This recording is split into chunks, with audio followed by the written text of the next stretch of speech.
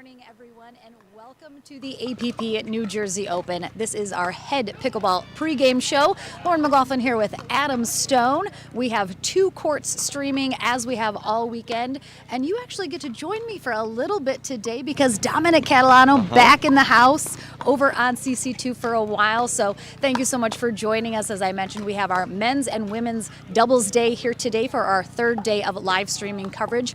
We're here in beautiful Hamilton Township, New Jersey at Veterans Park. It's been a lovely first 2 days of pickleball. We had singles action and then mixed yesterday. Did you have any favorite moments that you saw this weekend so far? We've had several moments over on CC2. I think probably my favorite moments was the 8 and 11 minutes I got to spend on CC1 with you. Unfortunately, we had a couple of matches go pretty quickly, but it was nice to jump over and not be me, myself, and I for a few minutes. It's tough, right? But I will have to say, Lauren, there's just something about these tournaments the weekend. So it's a little bit different vibe. We had great crowds on Thursday and Friday, but it's Saturday today, and you can look around. You can see outer courts with crowds. You can see energy cheering all around the facility. So it's very cool to see. I'm very excited for today.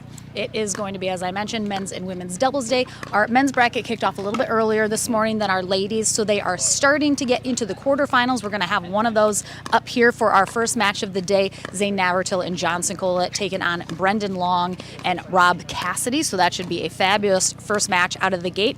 But we have some other really great teams that are already into the quarterfinals. Ya boy, Deckel Bar, rocking it out with J.W. Johnson. They're going to be the number 1 seed here today. We also have James Ignatowicz and Gabriel Tardio, Hayden Patriquin, Julian Arnold. Are you expecting, do you think you have a good sense of who might be on the podium at the end of the day? Well, yes, all those teams you mentioned certainly have a shot to be there. Very, very talented players. We just saw, I believe it was Barrientos and DJ Young in a very tight match with Greg Dow and Anderson Scarpa. Yes. So as we get deeper and deeper into the sport, you just see there's not a lot of 2-in-1s, 11-2, 11-1s moving through. So I definitely have some picks to click, and we're going to see 2 of them right here on this court next up. So absolutely, I feel like we're getting to the point where there's double-digit teams that really have a legit chance to make the podium, and it's just an exciting time.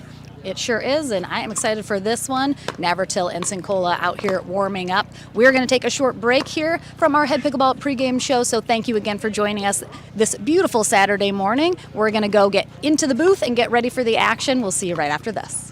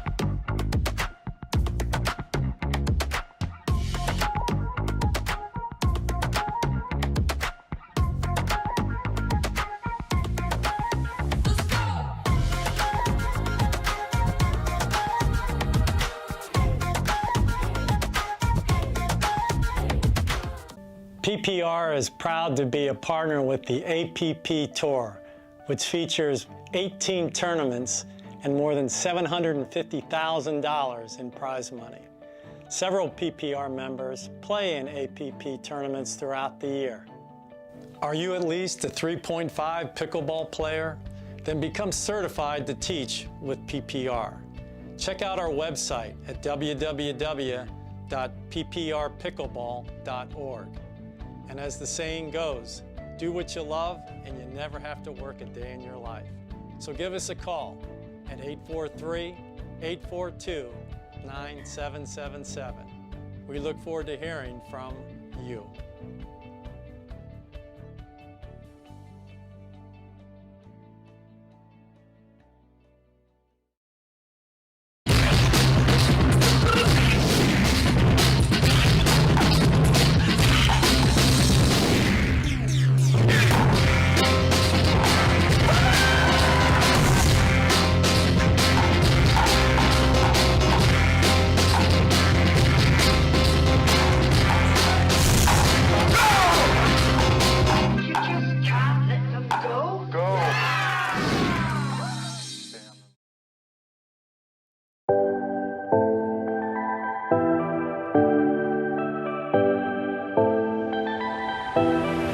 Come on over to APP Academy. Take your pickleball game to the next level.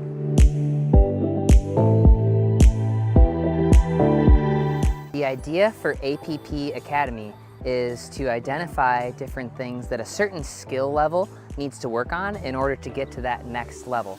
So the drills and techniques, strategies that a 3.5 needs to get to that 4.0 level. With APP Academy, you'll get several different drills to take home and do on your own, but more importantly, you'll get individual tips from myself and other top-level pros that are competing at the APP Tour. So come on over to the APP Academy, take your game to the next level.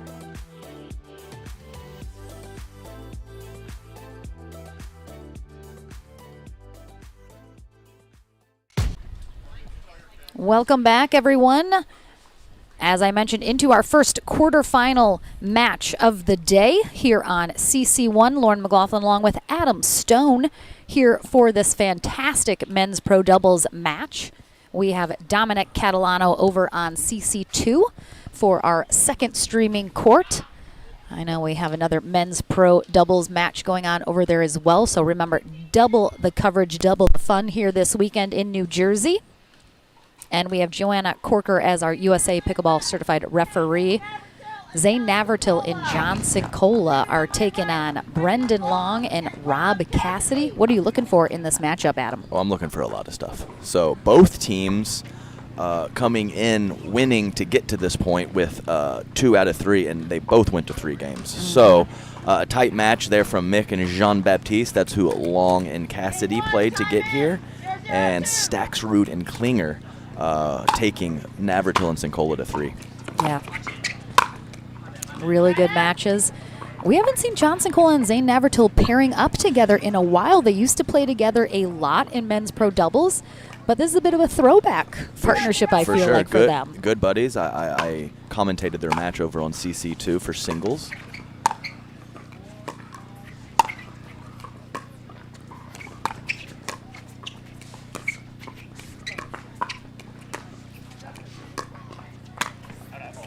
Definitely had a competitive but still light, friendly vibe over there. Good buddies, practice partners, and as you mentioned, a nice little throwback to some earlier days.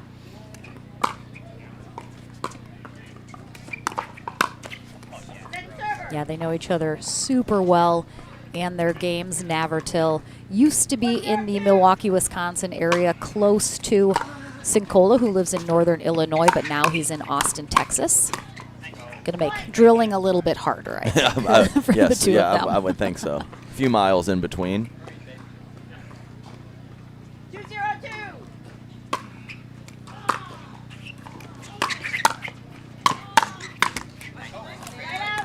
Nice hands there from Rob Cassidy, one of the best counter punchers in the game. Really love it when Rob picks his spots to attack and plays that great defense and great counter attacking.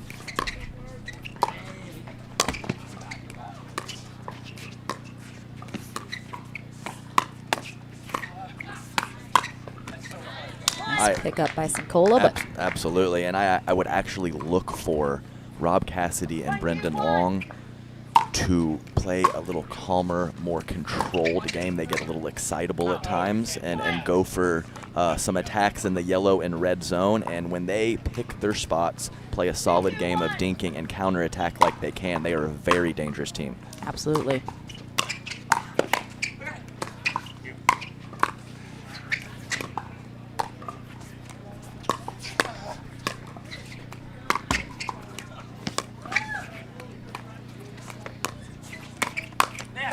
Wow, great job. And the thing is, Brendan Long knows the kind of player that Cassidy is. He knows he's got to watch for those switches like you saw in that when Cassidy poaches really quickly, kind of out of nowhere. He's so fast. Brendan knows he's kind of got to watch for him and what he's doing. For sure. And yes, and the thing is with Rob Cassidy, he is a wild man, and if he finds that happy middle ground, the little bit of wildness is okay. We just don't want too much. Exactly. Yep. So Controlled wildness. Yes. So you need him to do his thing. You need him to poach. You need him to be comfortable out there. But when he gets to extreme wildness, that's when it becomes an issue with his consistency. Oh, behind the legs tweener there from a John Sincola on the pickup. And there's the great hands from Rob Cassidy. Johnson Cola destroyed that drive. Rob able to handle it with ease almost.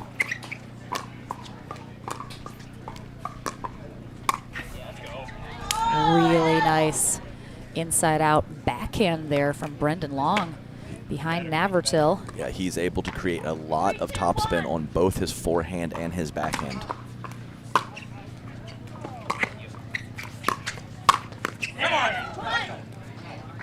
Air Brendan. I know, it's like just flying through the air with the greatest of ease. That's a big man getting up. You love to see it. 4, 2, 1. Big shout out to Dimple Navratil watching, Zane's mom. Nice leave. Yes, nice eye there. Probably the easiest for all the 4 players, and Zane Navratil to get skinny. Doesn't take much for him to do that. Turn sideways, paper thin. Oh, nice. Watch it.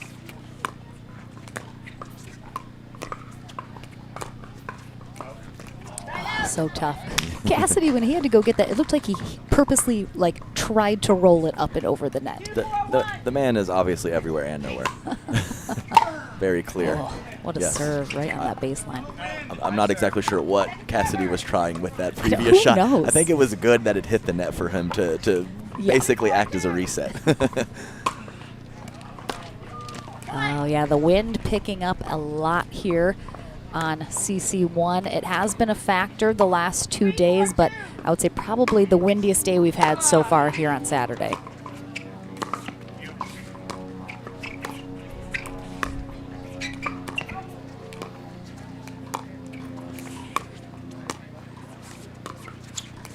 Watch it.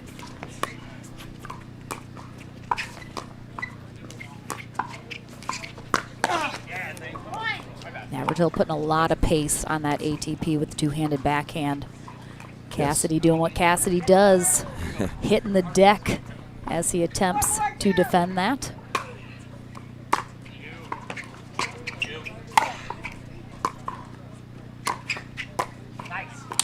Great spot from Brendan Long. Yes, you're absolutely right. Zane Navratil has one of the best kind of slap two-handers. So we've gotten to the point 3 or 4 years ago, you made an ATP, you just won the point. And Sure, now- absolutely. Now you better do something with it. These guys are so athletic and so good with their defense.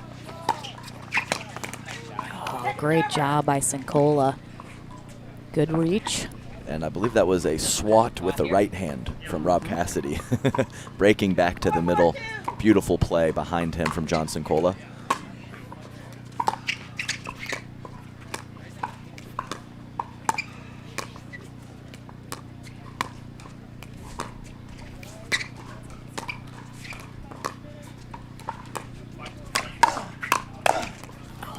On it. Yeah, he's there, anticipated it perfectly. For sure, especially that first one right on. 4, 4, 1. Tied at 4s here in game 1 of this quarterfinal match. Oh my gosh. What is happening? Ridiculous. I mean, this Yeah. pop-up here, Long put so much on it, and Navratil just, it's like he just closed his eyes and just- swung his paddle. He swung to a spot, and the ball was there. That's a great drive from Zane Navratil. Yeah, Cassidy a lefty, so him and Long have those 2 forehands in the middle. Probably going to have moments of confusion with both of them looking for that forehand. Rob needs to put that one in the back pocket, or maybe pick a better spot. He loves his backhand up the line, and Zane Navratil knows that, and I believe he is going to hold line much more frequently than your average player. Great spot there. Yes, I really like this contrast in this match. I would give Sincola and Zane Navratil a little bit of the edge in the dinking and kind of the point construction, and I would give Brendan Long and Rob Cassidy a slight edge in hand speed and counterattack ability. So it's a really good kind of yin and yang going on here.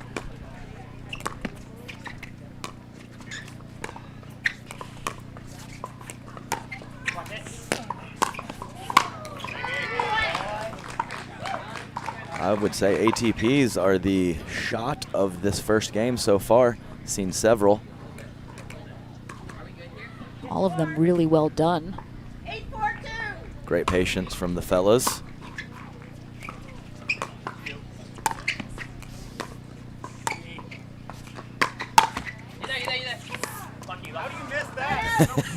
I do not know, John. I can never answer those questions for Yes, and what I mean by patience on the around the post, it's letting that ball travel as far as possible. Not just patience with your shot selection and your dinking. Patience on letting that ball travel, giving yourself the best angle to execute that ATP. We've seen it several times so far in game 1. Yeah, and like you mentioned, you know, the game has just evolved at such a fast pace. The ATP 2 years ago was a winner every time. It was just and like, now oh. it's just another shot. Yeah, it was just like, oh, great shot, you win. Nice pressure from the kitchen line from Brendan Long. Great extension as always. Always reaching for that ball, almost on the precipice of losing balance. Nice dig from Sincola.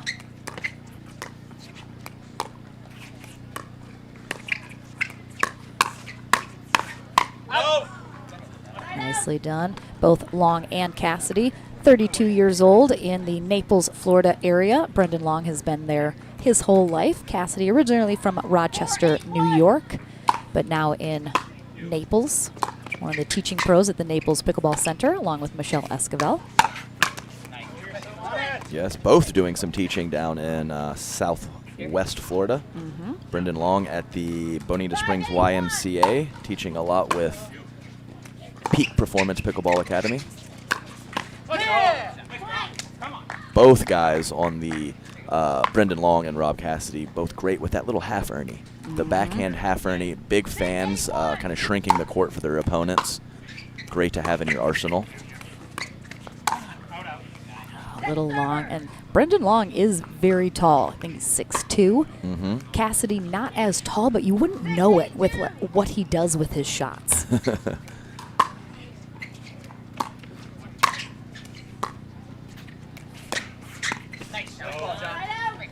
Yes, great ball by Johnson Cola there. Being aggressive, you know, a lot of ways to be aggressive. Doesn't have to be a dink or a full rip. A mid-pace shot with lots of topspin can be just as, if not more effective, as it was there. I would like Rob Cassidy to let Brendan Long take those slow balls in the middle. A little bit more offensive on those 4th and 6th shots.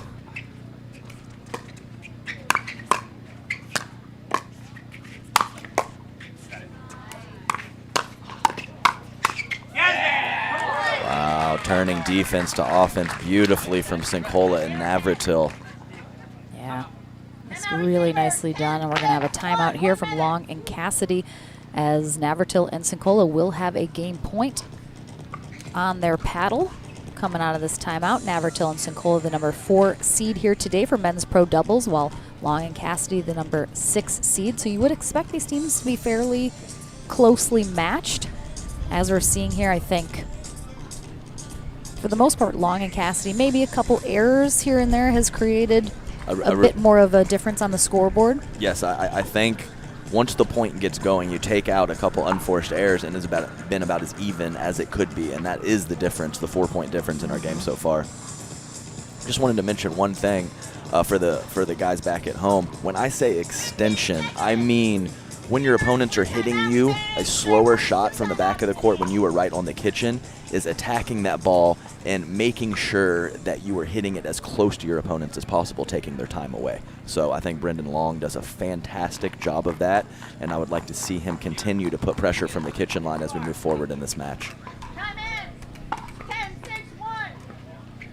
Game point here for Navertil and Sincola, and they'll get it done quickly with a serve return into the net. Again, Cassidy does have that wind in his face to deal with as well, so we'll see if an end change and some different environmental factors going into game 2 will make a difference. We're back into the action right after this.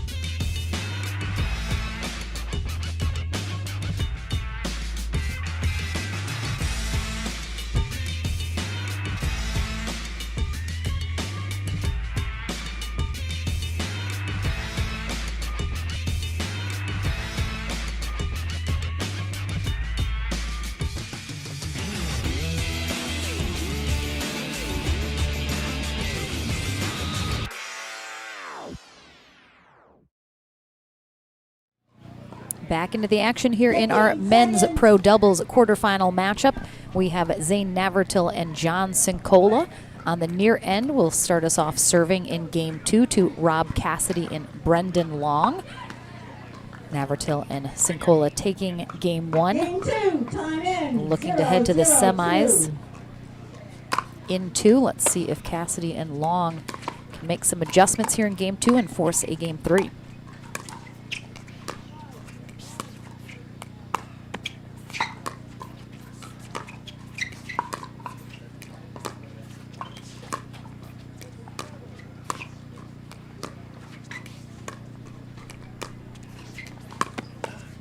Point. So Rob Cassidy, a lefty, so he's going to almost always play that right side of the court with his partners. 1-0, But Zane 2. Navertil and John Sincola, I think we see them sometimes in different positions depending who they're playing with. Oh, tough. Are there certain players, Adam, that you look at and you're kind of like, you know, they're more of a left side player, they're more of a right side player? 2-0. Absolutely.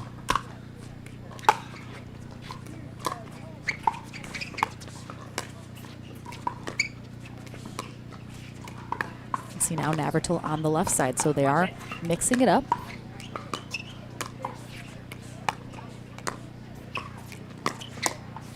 Go, go!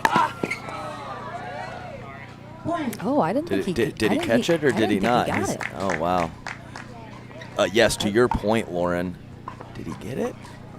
Oh, it was short. It was short, yes. Yeah. So it's kind of that battle between having the ability to mix it up and change things up and having a defined role. Sure. So we'll talk about that a little bit more after this point.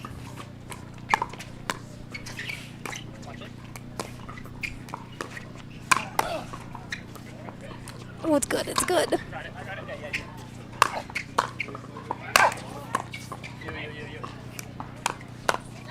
Great shot there. Oh, Yes, great job, and I like that Brendan Long was taking those slow middle balls in the middle. But yes, 2 back-to-back points with some funky around the post stuff, a bailout lob, just defending his face there, Rob Cassidy.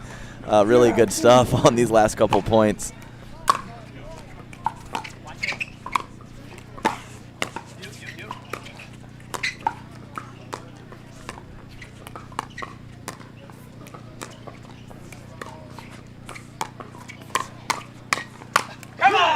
Nice combo there from Brendan Long. And yes, you're absolutely right, Lauren. These guys play each other so much. There's so much matchup dependent stuff. You can be heads up with one player and have no shot, and you can maybe even be heads up with a better player and tear them apart for whatever reason. So side picking, opponents that you're playing, all just huge factors in whether we're gonna move back and forth between sides or lock in on our one side.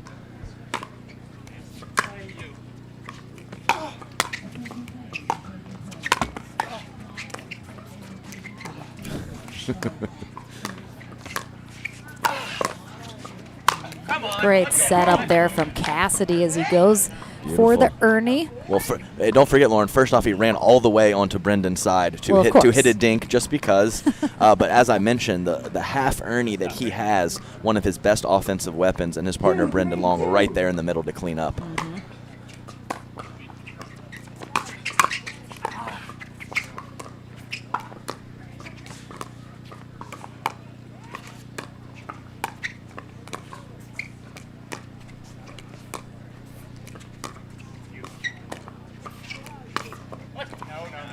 Oh, just misses it. Yeah, he had Sincola picking aside. Sincola picked forehand, and Brendan just couldn't quite keep that ball in on the sideline. Good attempt, though, with the offense.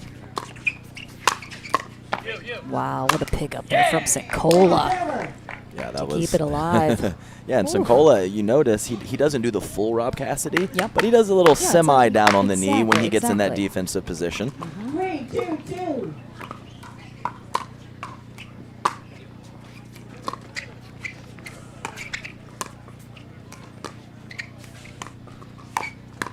Oh, beautiful shot by Rob Cassidy, a controlled mid-paced attack to the middle of the court. And you can look at Sincola, no scars on the knees, so he doesn't get quite as low as Rob. I mean, Cassidy is also laying out occasionally on the court, yeah, so. fully horizontal, yes. Steve Taylor capturing a couple of those pictures beautifully.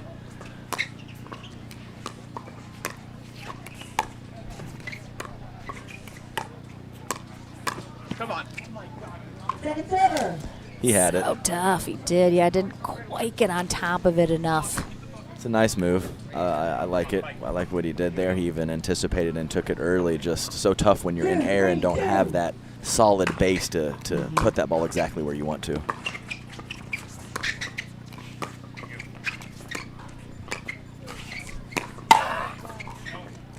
Oh, right on it, Rob Cassidy. It's exactly what he wants Zane Navratil to do.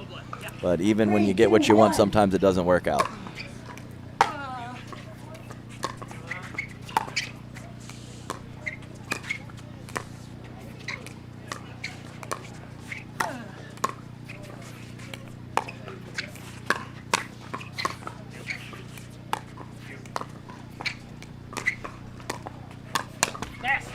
Watching Cassidy, I've also often thought that he would benefit if every time he goes to block or reset a shot, he's swinging through it as well, instead of simply letting it kind of come off of his paddle.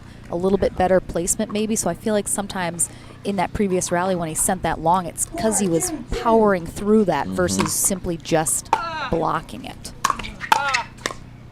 Yes, he is very much known as a counter-attacker. There's really not a lot of blocking in his game whatsoever. Exactly. It's dinking and dropping, and then the hit-through counterattacks. So maybe something in between could benefit him at times.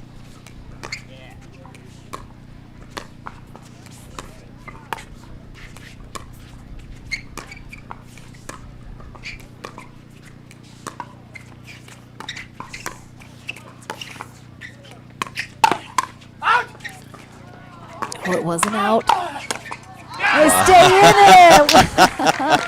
Wow. I believe that was a full 360 in the middle of that point from Rob Cassidy. Sure was. Calling it out, the wind brought it back, and a slap from Brendan Long and a finish from Rob Cassidy later in the point. Fantastic stuff. And as I have mentioned before, we do have 2 streaming courts today, as we have all weekend over on CC2. We have our ladies battling it out. Lauren Stratman and Vivian David taking on Alex Strong and Monica Paolicelli over on CC2. Very closely matched second game here. Navertil and Saccone only up by 1. Oh, like that too. Yep. Another match, same story. Several missed returns from Zane Navertil's opponents, Cassidy and Long here.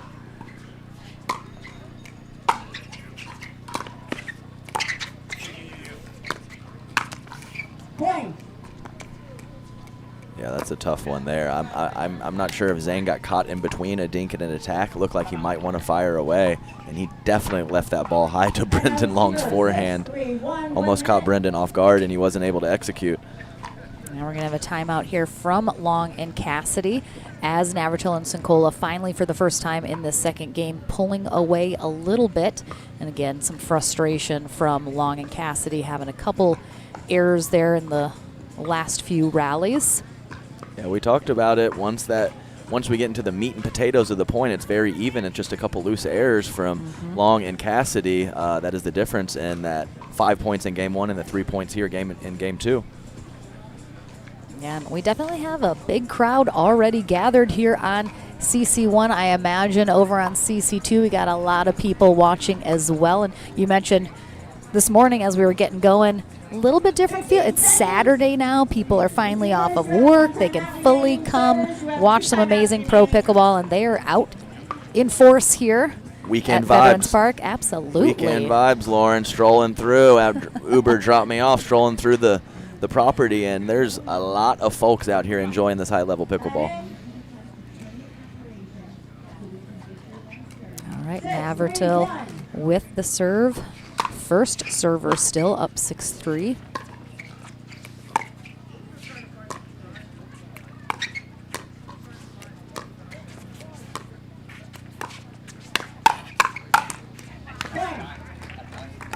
He was on it. Nice 1-2 though from Sincola. 7-3-1. It's going to go long from Cassidy.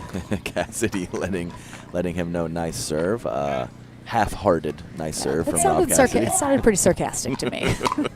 All the way sarcastic.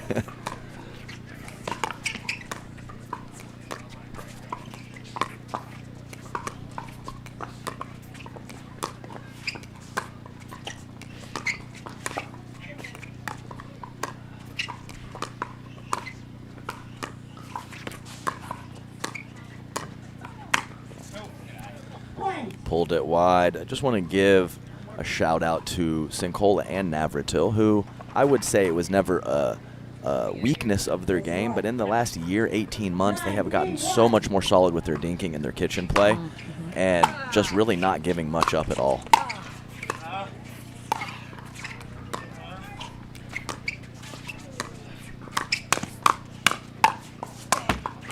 Ooh, good rip there. Attempt from Sincola, a couple feet off the line might have cost him, but a nice exchange from the fellas. Yeah, so maybe whether it would be an error or two up at the kitchen dinking or possibly leaving one high occasionally, Just don't really see them making those mistakes near as much as the first few times I played them. Kudos to them for making that adjustment. I think Navertil has been a full-time pickleball pro for a little while now, but John Sincola recently able to go full-time pickleball pro. He was still teaching at a club at Illinois and then Wisconsin. Great hands there from Rob Cassidy, knowing it is go time in this game too. Down 9-4 and needing a spark to extend this match.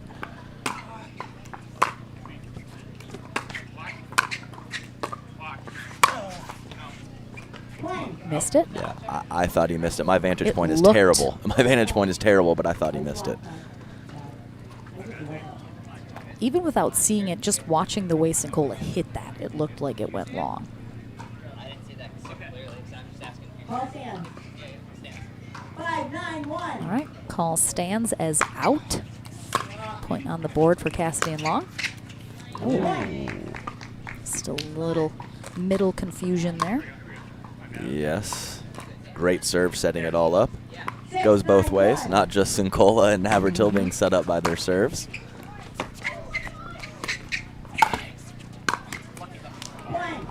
Fortunate. I like the aggression. It was a ball to attack.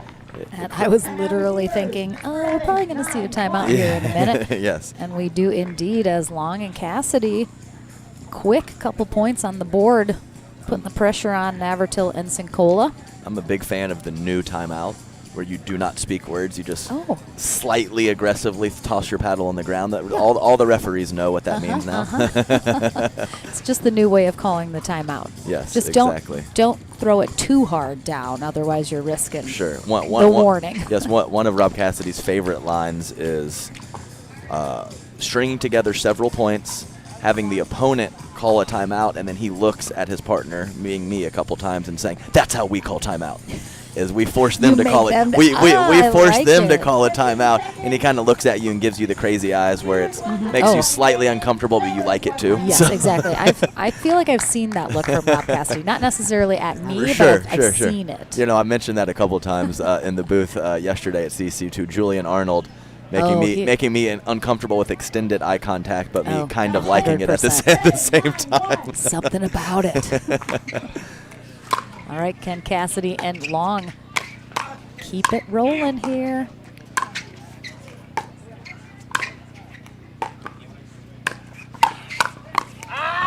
That's your ball, Brennan. My bad. Thanks, Brennan. Rob said it. Great microphone on the net post there. He says, "That's your ball, Brendan. My bad." 7-9-2. So tough. Certainly not how you want to come out of a timeout. Yeah, the old double whammy. They were on the one at 7-9 and were unable to get another point, unfortunately, 7-1. sending the ball back over.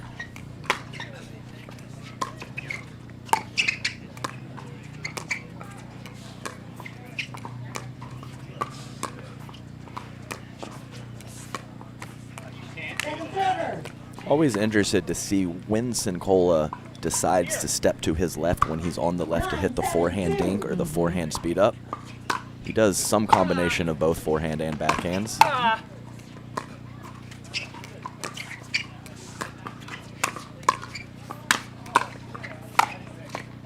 Nice pressure. Yes. Back in Sincola and Navertil up with each shot. Eventually putting one at their feet they can't get back. Yeah, Sincola, especially on the serve return, have noticed he really likes to run around to hit the forehand. He can hit a backhand, but I think prefers that forehand, especially on the serve return. Yes, no question. Exactly the same for me. I'm 90+%. I only hit backhand returns if I have to, so I feel his pain there. And sometimes it does cause a little bit of an issue getting forward, creating a couple gaps for your opponents if they're good drivers of the pickleball.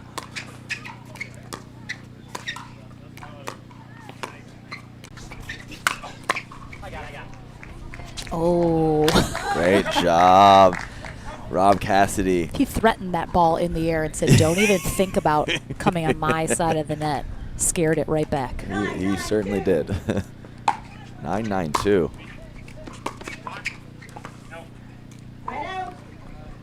It was pretty close. The wind almost brought that back.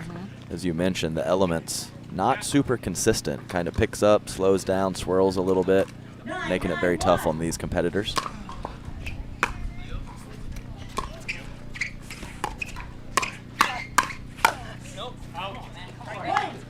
Just missed, kind of T-Rexing Rob Cassidy there, making contact a little too close to his body, unable to keep it in. Little T-Rex arms, common situation on the pickleball court.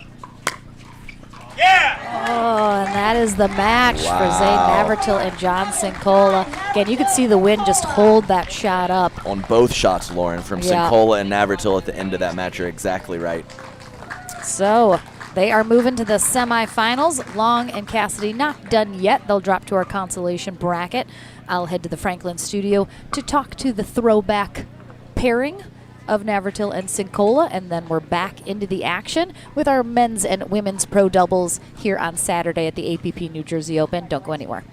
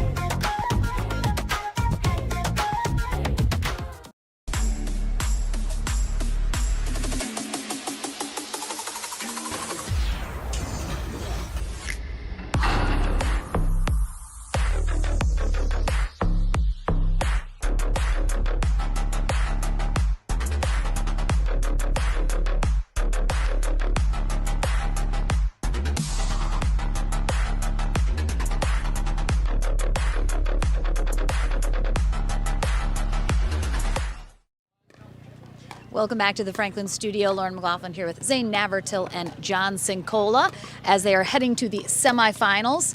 So you mentioned, I asked you, you guys haven't played together in a couple years in a tournament. You used to play together a lot. Was it, you know, just like riding a bike, just back to everything you know about playing with this guy? For sure. I mean, we practice together all the time and whatnot. And I was playing a bunch with my buddy Althoff last year, and now Althoff is moving on to it's the politically correct way of putting this, seniors, and yeah, looking for some younger blood. So I got the 42-year-old. You know, just exactly. So you guys were switching up the stack, playing both sides fairly evenly. Yeah. Did you guys talk about that you just wanted to keep mixing it up? Neither of you necessarily needed to be on one side versus the other? No, I think that's what's nice about playing with somebody that's comfortable on both sides is, you know, we can kind of go into a match and feel it out and see what the patterns are giving us, and then, you know, we both feel pretty good on either side, so we just, you know, kind of saw what they were giving us and went with what was working at the time. So. All right, well, you head to the semifinals next. Still don't know who you're going to play, but as you guys continue to move forward, is there anything specifically you guys know you want to do and stick to a game plan regardless of who you play? Serve big, be big. Done. Love it. Exactly. Anything to add? 100% that. All right. Well, congratulations. We'll see you guys into the semifinals. We have a women's pro doubles match coming up next. We have Becky Ryan and Michelle Esquivel taking on Susanna Barr and Maggie Remenzi. So, bye, Zane. Thank you. Don't go anywhere. We'll be back right after this. This guy. Right.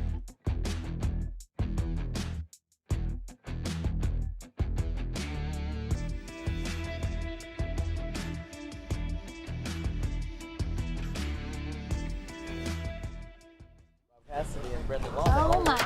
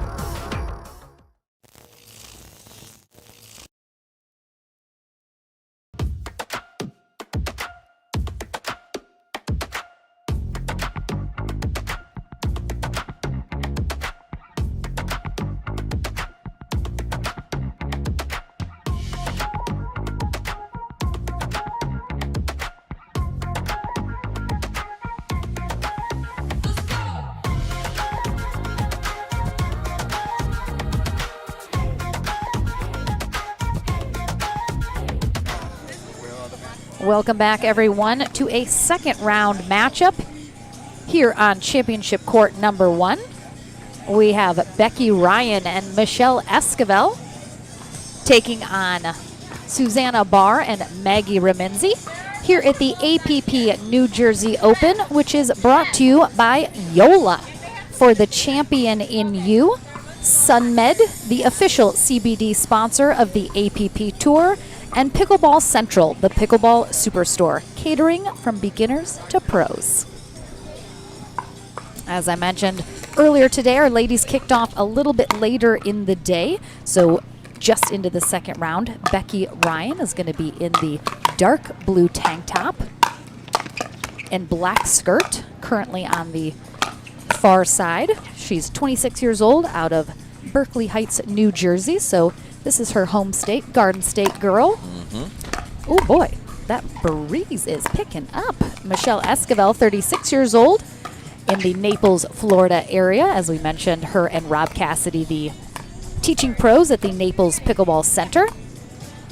And then another Garden State girl, Maggie Reminzi, recently relocated to New Jersey. She's in Manistown, New Jersey, and her partner Susanna Barr, 43, out of Boise, Idaho. So just all across the country represented here on court. Absolutely. We got some good action here. We were just talking about Brendan Long and his partner Rob Cassidy, and we have kind of the mirror here on the on the ladies' side. Brendan Long and Becky Ryan, colleagues at the Bonita Springs YMCA, teaching a lot of pickleball down there with Peak they Performance. partner a lot in mixed doubles. Absolutely. And same thing with Esquivel and Cassidy, colleagues at the Naples Pickleball Center. So cool stuff to see that connection. And we have the dark horse, the net lord here, Susanna Barr. Not exactly sure what either one of those mean, but both sound very sinister. Yeah, don't I they? know. Like she's almost like the villain of pickleball. Yes. But she's totally not. Yeah, I agree. So a little shout out to her being 43. Just recently, myself and the 40-plus club respect her game a lot and what she can do at that crafty age of 43. And we have Becky Ryan over here, much like myself, a scrappy player, kind of vertically challenged like myself as well. But I didn't notice that. she gets a lot of balls back in play. Her game has been improving over the last year, 18 months or so, teaching down in Naples and getting some good play and practice down there. So very excited to see what these ladies have in store for us. That should be a really good matchup here. Reminzi and Barr, the 4 seed in women's pro doubles. Ryan and Esquivel, the 6 seed. Joey Jones is going to be our USA Pickleball certified referee for this match. Oh, I hear Julian Arnold on CC2.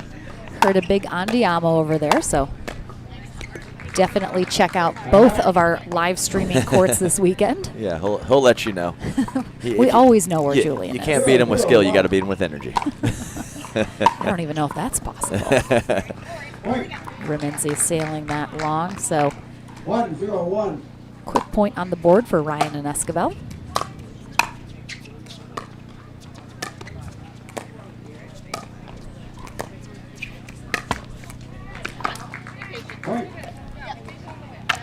We'll just label that one. She went for it.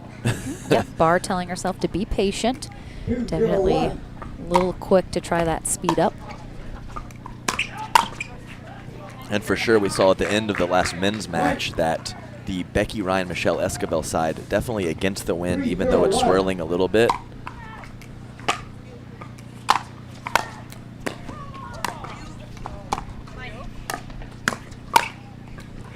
Gets that one down, keeps it in. Yes, and I personally, not everyone has the same view, but I personally like to play against the wind. It gives me a chance to attack a little more frivolously and from different spots of the court when bringing that ball back down in. I have to think most pros would generally say the same. Some may prefer going with the wind, but from the ones I've asked over, many tournaments, seems like into the wind is the preferred.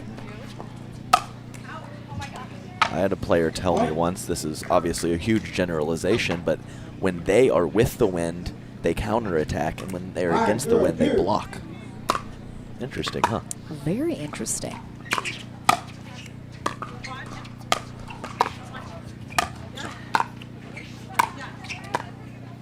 Nice pickups from Ryan, getting her and Esquivel back into this, but Esquivel a little low on that attempted speed up on the backhand side. 0-5-1.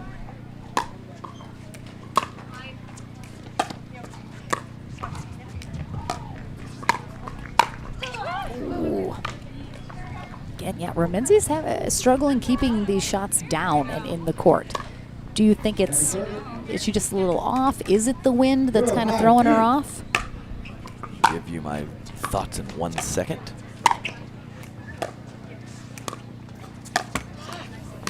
So I think what sometimes people don't realize is when you are with the wind, sometimes you are out in front of your counterattacks, and that causes the ball to sail, actually. So we've seen that a few times. A lot of times you're punching or swinging through the ball, and it just takes a little bit longer to get to you, so you end up at full extension. Very hard to get on top of that and get down on that ball as we see a quick early timeout with a 6-0 lead from Ryan and Esquivel.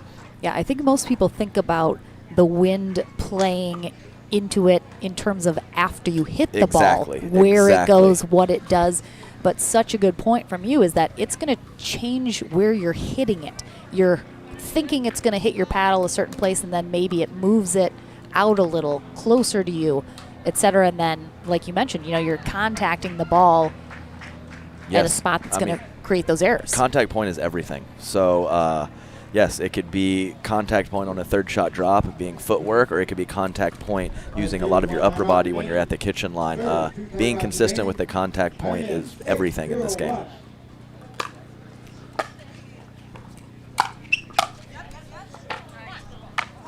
Nice little inside-out spin from Susanna Barr there. So I think Susanna Barr and Maggie Remenzi are similar players where they have offensive and defensive skills. They can do a little bit of everything out on the court.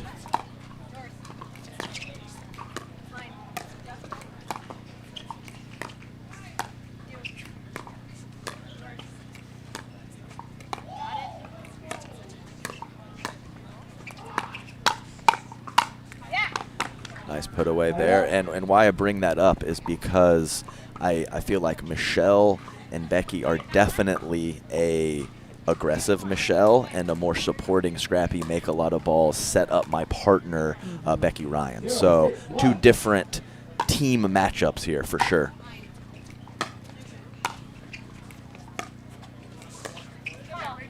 Do you feel like it's better for a partnership to kind of have the two sides of the same coin versus two players that have a similar style?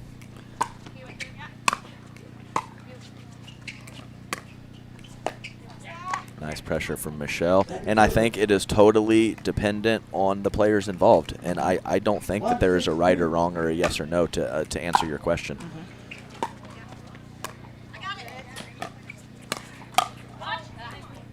Good lead. I think that's so much of pickleball. Oh, it's huge because everything in pickleball is what works for you. Right. What works as a partnership. Totally. So there's no right and wrong, yes or no, out here when I'm playing or when I'm teaching, and that's a really cool part about the sport. Oh, slippery up the middle attack from Becky Ryan. We all thought she was going to dink it. Excellent deception. Snuck it up the middle. Nobody home. Yeah, really nicely done from that position and angle, too. Oh, that was probably going long. Esquivel plays it.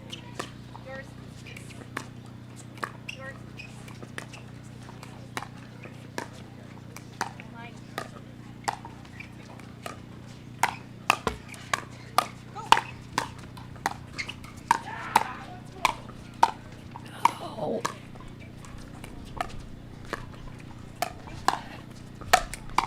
Wow, Becky Ryan, let's go. Not like this. Oh, Not like this. It's always the best rallies that then end like that. So tough. For Oh sure. my gosh, watching Becky Ryan several times throughout that, she down on the one leg. Just watching that, I was like, I wouldn't come up. You go down and then like you stay there. Yeah. You might come up, but you might Eventually, have will help. Popped something. A good eye there. As we mentioned earlier, one of my main partners is Deckel Barr, and we've had some good success. I'm obviously the supporting player in that partnership.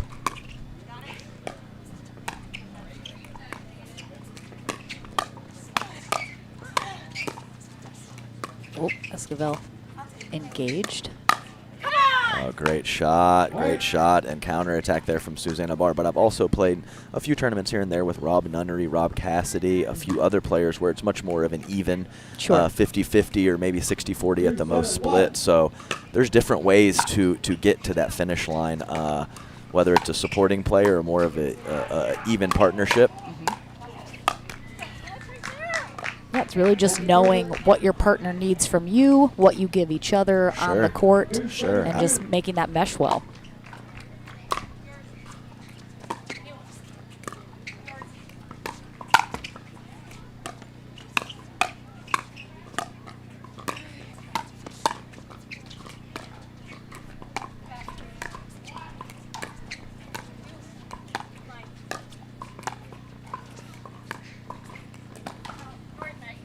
Line out.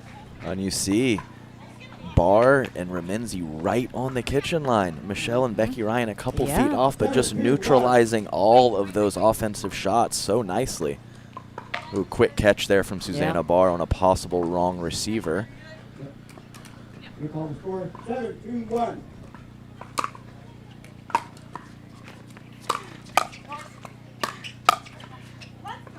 Oh, the old double drive rarely works, but Esquivel pulling it off to perfection there. Heard a little let's go out of her. Mm-hmm. Fairly subdued for the most part in terms of getting fired up out here. Oh, I've seen her. It was very subdued. oh yeah, yeah. Yeah. 8-2-2.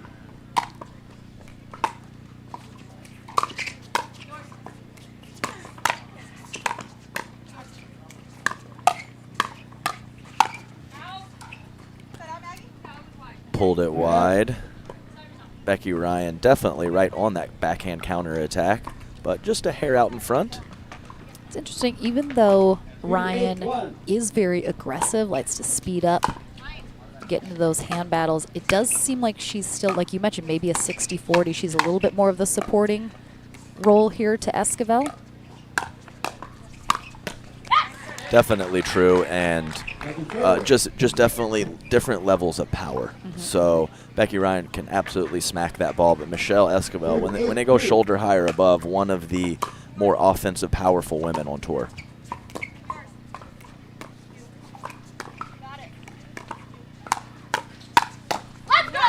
Awesome job there with a little slippery inside-out forehand to set her up for the 1-2 combination. Great manipulation of the wrist and able to get that second ball down from Becky Ryan.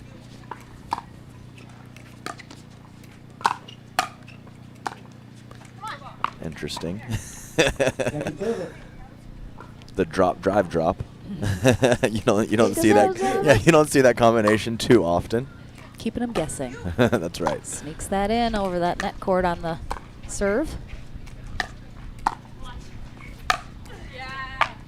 Nice slam from Susanna Barr, who definitely known as a player who doesn't have a terrible amount of margin for error in her game. Goes aggressive, kind of skates that ball right over the net tape, which can be great for setting up her partner, but sometimes leads to some inconsistencies.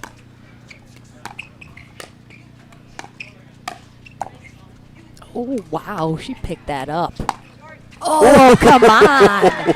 Unbelievable. She said, Michelle Esquivel saying nice ball in the middle of the point, not thinking Becky Ryan was going to get that back. Awesome job. And then follows it up with that attack up the middle. Defense to offense, no big deal. Easy game, Becky Ryan, easy game.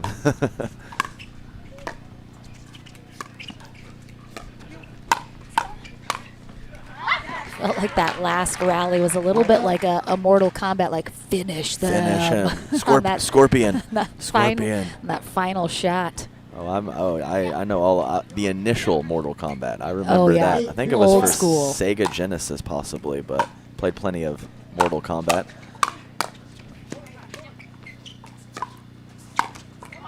Personally, I was a Raiden guy. Oh. Raiden guy. I liked the electricity. I thought it was cool. 8-2-2. Oh no. You could hear hear that one. You didn't need to see the result. You heard it hit the paddle and it was not clean.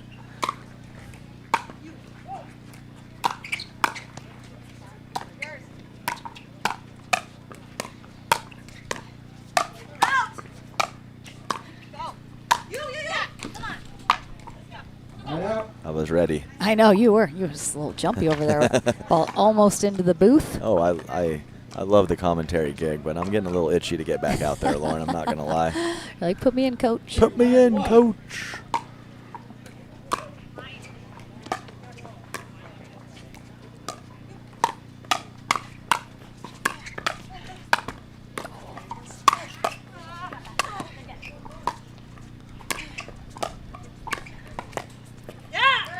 Great sustained pressure from Michelle Esquivel. Unable to fully release on any of those shots, but staying very aggressive, keeping the ball low at her opponent's feet.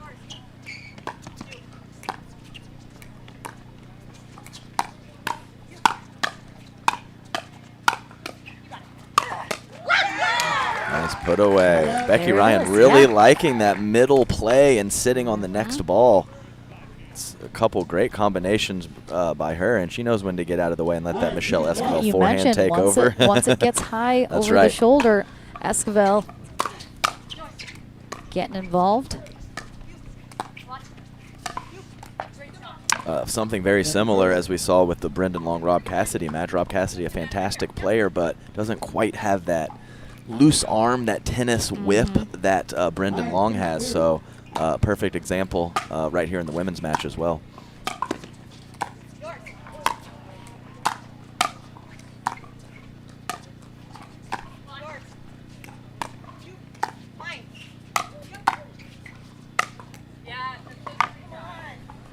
Right out.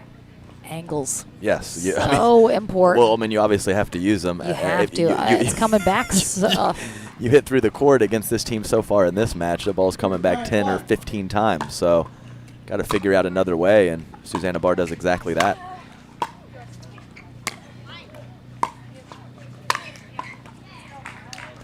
And now, Lauren, there's almost no wind whatsoever. Exactly, So it's it's very, dead. very interesting, very calm right now. 5 minutes ago, it was swirling all over the place. We do play this beautiful sport with a wiffle ball. That wind is a can do huge some factor. things. Huge factor. 392.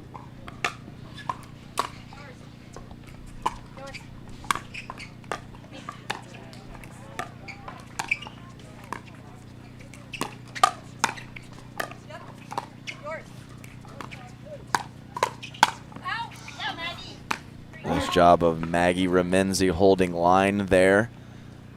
Becky Ryan hit a couple of shots to the middle, so it was a great adjustment by her holding line, not thinking that Becky was going to go middle again, and she didn't. Oh, Maggie Remenzi, hello. yeah, and a rare time that we've seen Ryan on that left side in the stack. Coming up. And we're going to have a timeout. Yes, certainly Michelle's favorite side is the left. She not only playing with Rob Cassidy every so often, but even some other times playing with a right-handed man will prefer the left side in a mixed doubles matchup. So definitely her preferred side. We'll see kind of who goes where moving forward, but I would expect to see her over there the majority of the time, even though they did make a slight switch there. And we talk a lot about how generally the left-sided player is going to be the more aggressive, perhaps the, quote, better player, maybe just able to handle things a little bit better.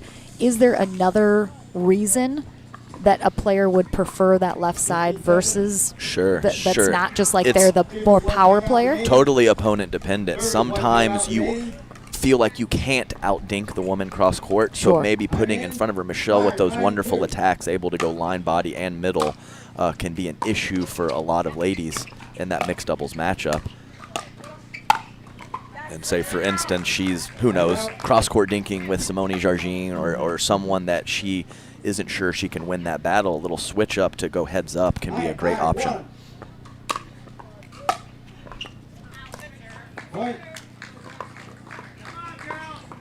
Game point here for Becky Ryan and Michelle Esquivel.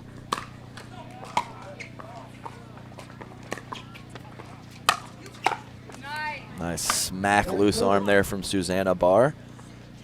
Another crack at game one here for Becky Ryan serving.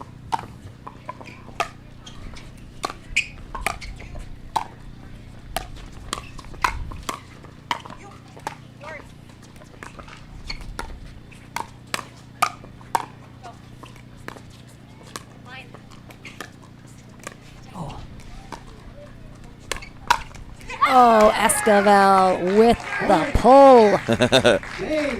Closing out game one, 11-5. Well done. We will switch ends. Our wind is back. The wind didn't leave for long. So we'll switch ends back into game number 2 in this women's pro double match right after this.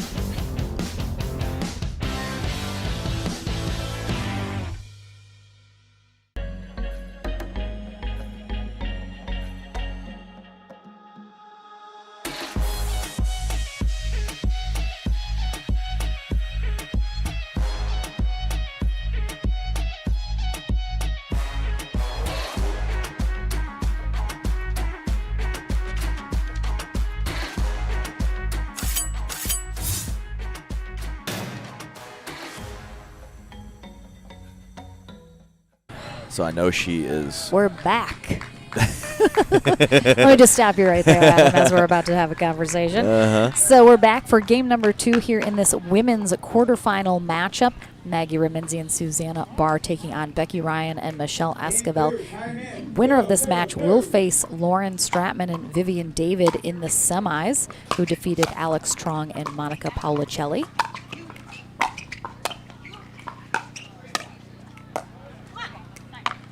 And for those wondering, Becky Ryan is not really new to pro pickleball. I think she's just starting to improve her game enough that we're seeing her a little bit more. She's having some better results, while these other ladies have been around a little bit longer, a little more familiar faces. But Becky Ryan, she's been there in the background, just biding her time, waiting to emerge, and we're seeing her more often these days, which I love.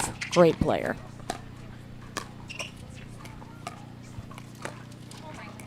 So you mentioned over on CC2 we got some drama going on. What's going on over there, Adam? Well, we have J.W. Johnson and Deckel Barr down a game to Hayden Patrick and Julian Arnold, and very tight in game 2.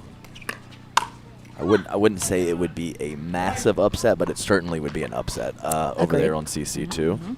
And a very quick start here for Remenzi and Barr, who, while we've mentioned the wind swirling, are against the wind to start, or the entirety of game 2.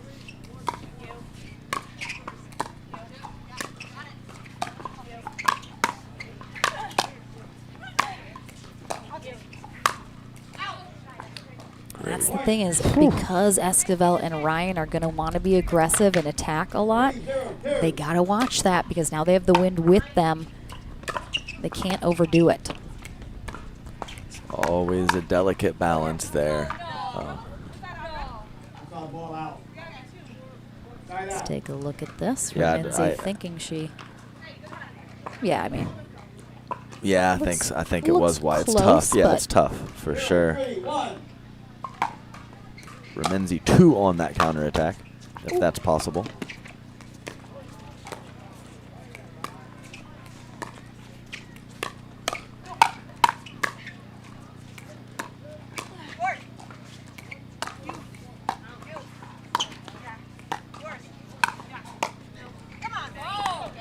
Nice sustained pressure from Barr and Remenzi. Definitely at the beginning of that point and the middle of the point, Michelle Esquivel taking quite a bit of court, looking to be aggressive.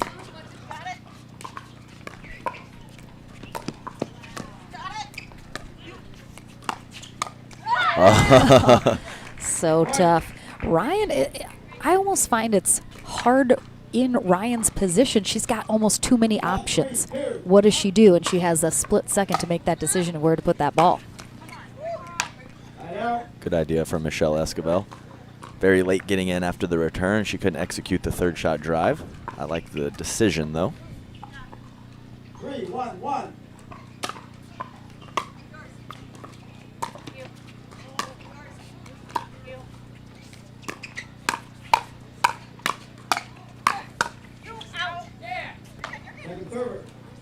Great ball, great power. Shoulder high from Michelle Esquivel. I believe I heard a "yeah, that's it" from Rob Cassidy. I absolutely heard that. His voice carries. It does. It's very distinctive.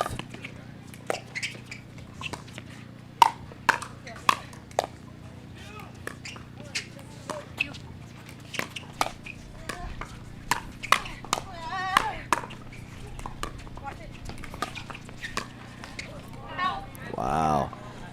Good stuff for Michelle Esquivel, though, Yeah. putting on pressure, pushing that inside-out forehand a little wide on the last ball, but I like what I'm seeing from her. 4-1-2. So it looks like J.W. Johnson and Deckel Barr are forcing a third game, so Okay. winning that second. Great spot at the left foot from Becky Ryan. Nice run from Remenzi Barr, taking a 3-point lead in game 2. Christmas come early for Michelle Esquivel, throwing out a gift. Barr and Remenzi will for sure accept. I was going to say Christmas in July, but it's August, so I think it still works. Yeah, it always works, Lauren. I mean, e- make it happen. Even in January, you could still have an early Christmas the following year. Just never take that tree down.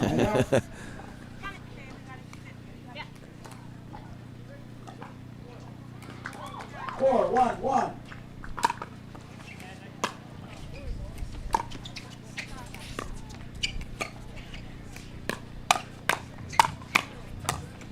Nice hands from Esquivel. Little triple combination from her, forcing the dark horse to go lefty. Couldn't convert. Susanna Barr will do that quite frequently. Yep.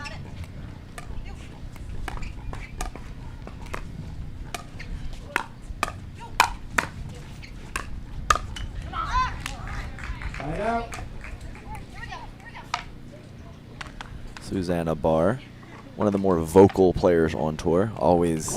Very communicative. Yes, very much so.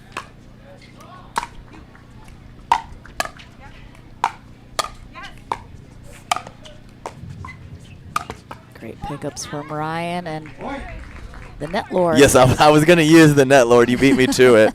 Net lord, not so, what do you say, lord-like on that one? I know, exactly. Her power did not reign supreme on that one. Oh, like it. But great minds think alike. We were thinking the same thing. Just trying any way to fit in net lord to the know, broadcast, because that's exactly. just good times. She hasn't hit the net too many times so far this match.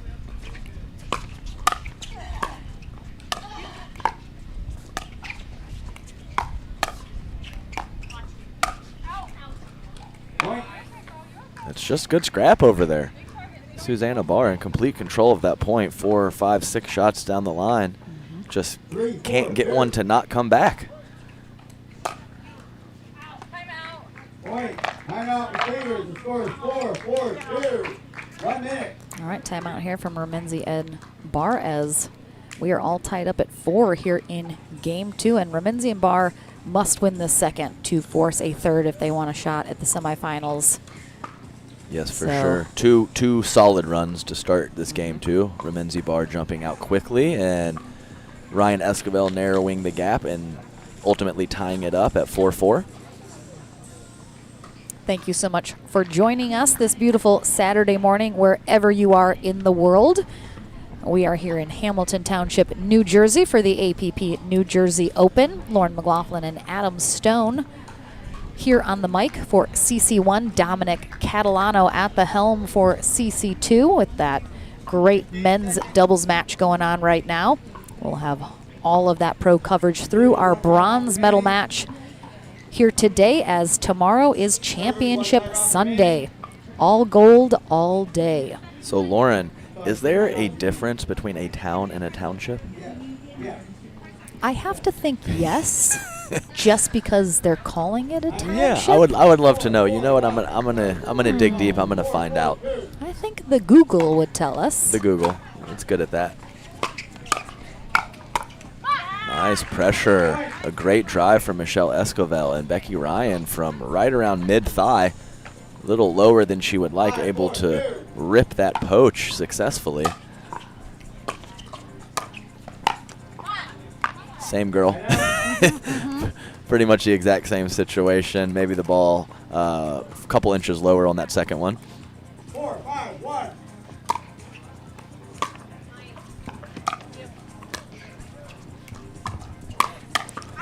Oh, wow. Just a full commitment from Michelle Esquivel on the poach.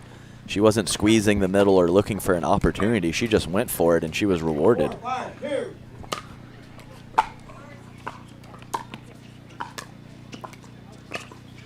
Oh, gets there, but just. We might have to switch her second nickname. The Net Lord is not getting a lot of net love so far in this game, too.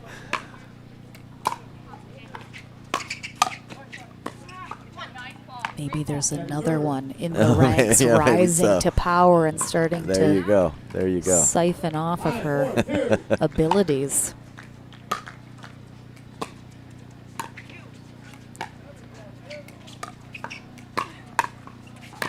Ooh. Thought Esquivel maybe overextended herself there. Well, I think she did. Yeah, she worked it out, but Yes. little iffy there.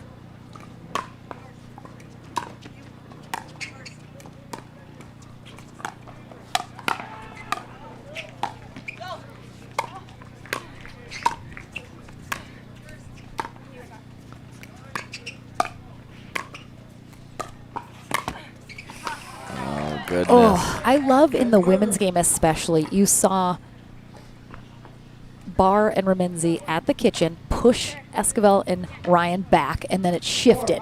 They came forward on the attack, pushed Ramenzi and Barr back, and then it just kind of like ebbed and flowed. Man, Ryan is just on her P's and Q's with the defense. Yes, definitely. I think there's obviously some in the men's game as well, but a lot of defense to offense more so in the women's game because just sometimes not quite as much put away power. Yep. Good try. So yes, when that ball goes up, you make the mistake, you pop it up, or your opponent's a great shot, and they're putting away the next ball. Just a little tougher for the ladies to slap that thing through the court. But at the same time, I think they make less errors than the guys as well. So you make a mistake against a couple of the guys, that ball will not be coming back.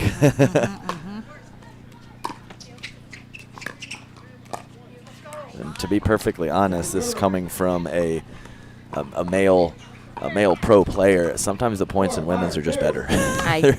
they're just better. I feel ya. I'm with ya. Michelle Esquivel protecting Becky Ryan, who is unwinding the stack. Great spot on the drive from Ramenzi Barr. 5, period.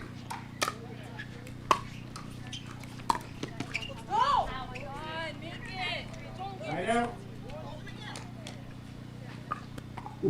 Susanna Barr saying, hold him again, after Ramenzi chatting with herself a little bit after that miss.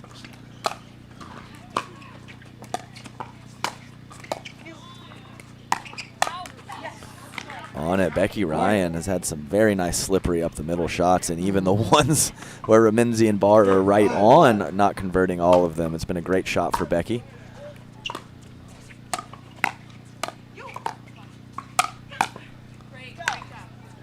Good sustained pressure. A couple times that Susanna Barr has had that little hint of side spin on her put away, moving the ball away from Becky Ryan. Because if you hit it to her, it's coming back. Good eye there from Susanna Barr. I always have a little more difficulty on the wide shots than the long shots on whether to let that ball go out. I also think, I don't know if you agree, on the women's side, more out balls are played because they get into these battles and they just kind of lock in, and it's like, I don't care what the next ball is doing, I'm hitting it.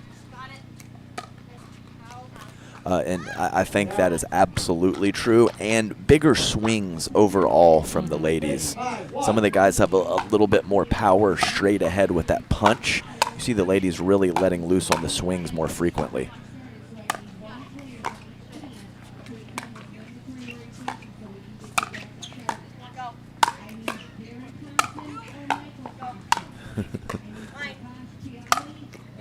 Good angle there for sure from Susanna Barr. Again, she has to. She has to. They came back, what, the previous 7? 4 times? Yeah, 5, 7. 17. Who knows? Who knows All what of it was? 5, period.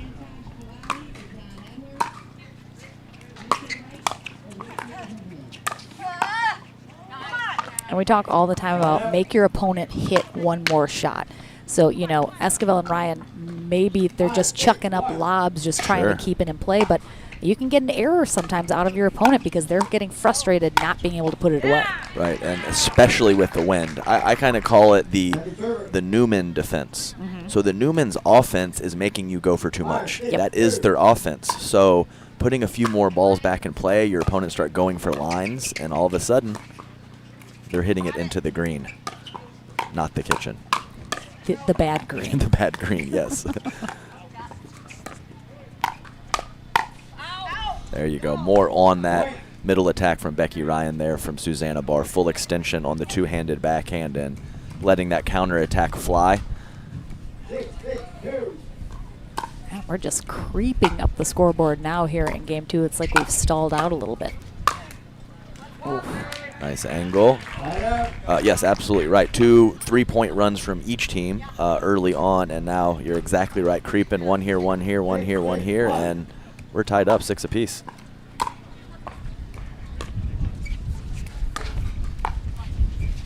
Oh, significant wind right now. Big breeze. You can almost see the tent swaying here.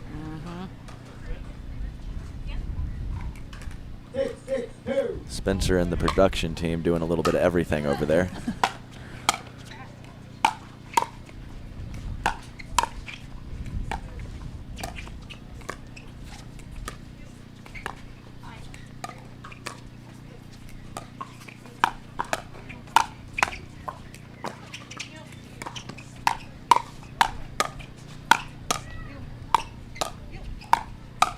Oh, big yell out of Ryan and Esquivel here after a really nice rally.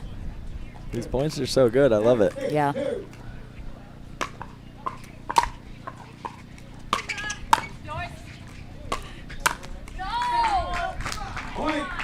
Little out in front from Maggie Remenzi.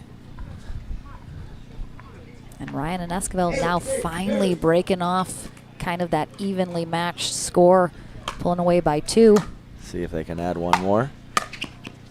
That was such a great drive from Ryan. There That's it is. so low. Kick save and a butte from Michelle Esquivel.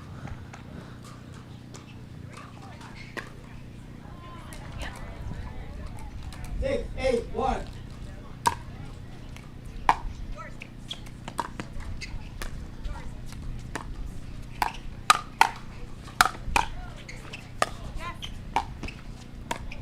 Oh my goodness, Becky Ryan with 2 incredible digs.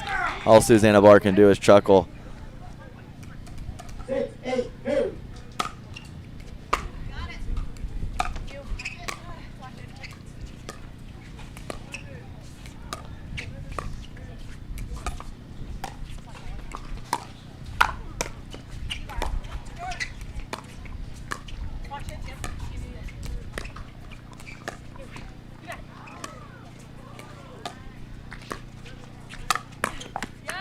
Great point. Fantastic job in the heart of that point for Maggie Remenzi at full extension, getting a nice block. A few shots later, her partner Susanna Barr able to put one away with the forehand. 7, 8, 2. They're looking to retie it up here at 8s.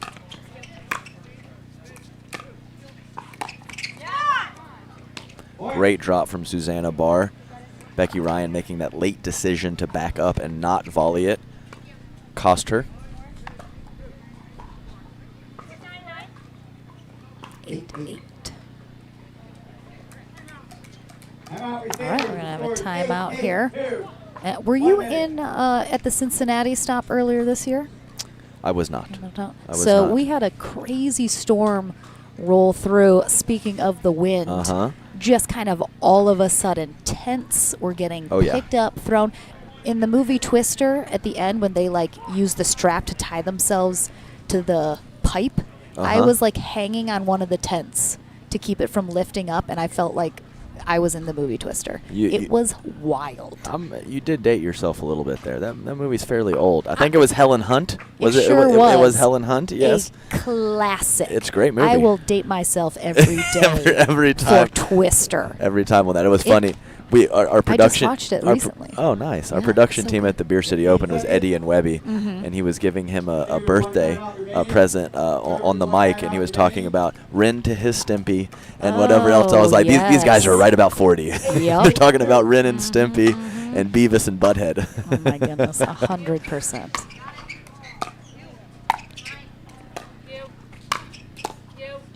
Jeez.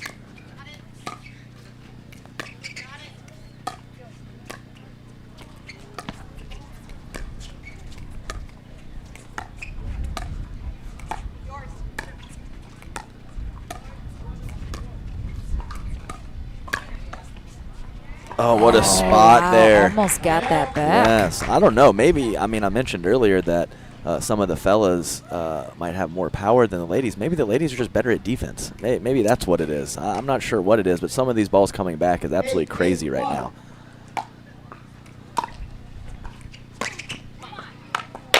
Slight miss hit from Michelle Esquivel after the previous point, finding a great spot at Susanna Barr's right hip. 8-2.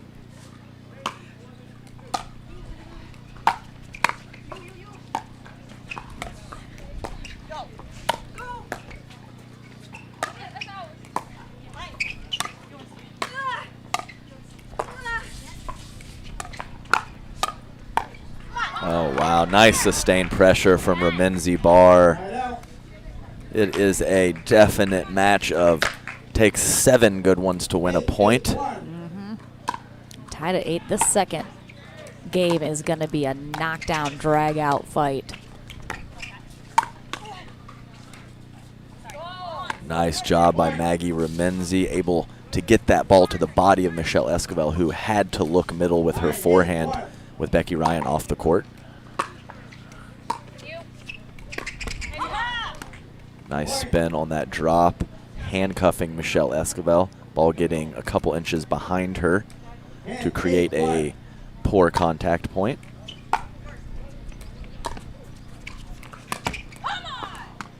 Wow. Just like that, Lauren, we have finished game 2 and we are moving to a game 3, and I know everyone was hoping for one, and we have one.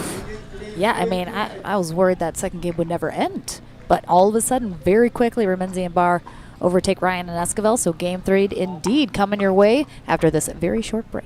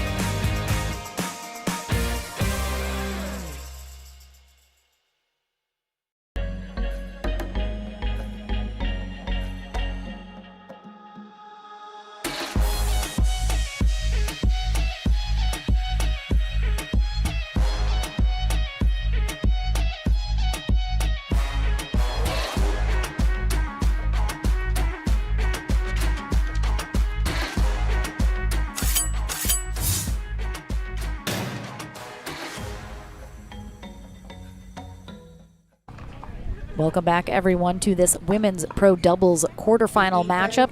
We are into game 3, similarly to our men's pro doubles over on CC2, which is in its 3rd game over there.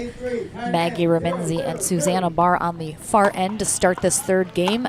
Michelle Esquivel and Becky Ryan on the near end. They'll switch ends at 6. 1-0-2. Joey Jones, our USA Pickleball Certified referee.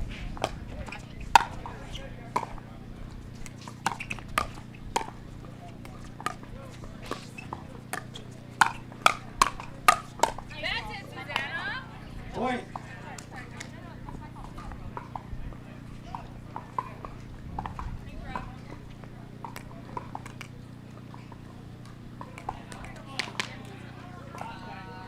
Two, 2.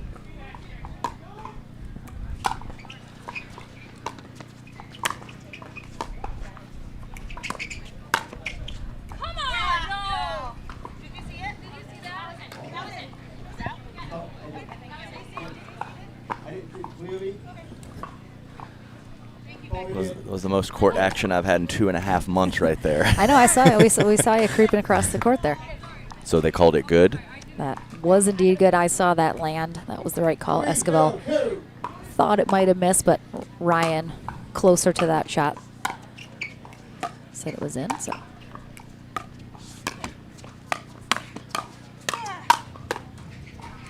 Nice power stepping over to her left. Maggie Remenzi taking a forehand. It's always tough when you're at the kitchen line. Your opponents hit a powerful shot and you kind of jerk your head back a little bit. Very difficult to make that call.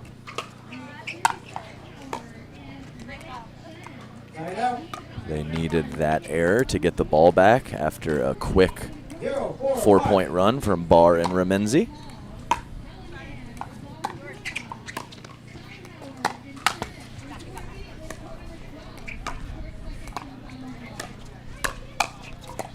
Oh my goodness. Jeez.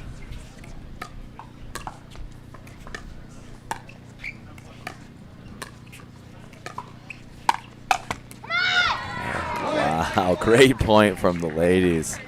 Yeah, Ryan just, the ball she is picking up here and then so impressive. That's coming back in. I'm surprised Remenzi didn't do a little bit more with that.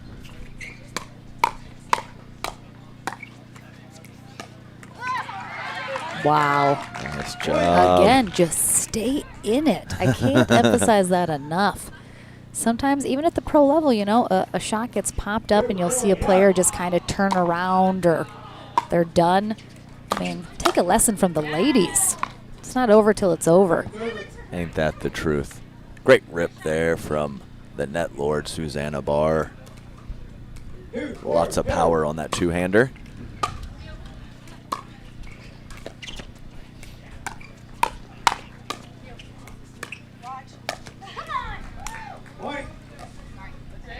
Couple errors there from Susanna Barr. Not able to get underneath that shot enough, putting it in the net.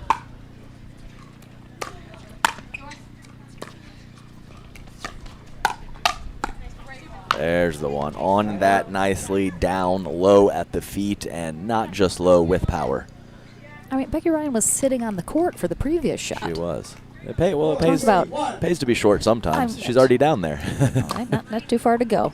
Uh-huh.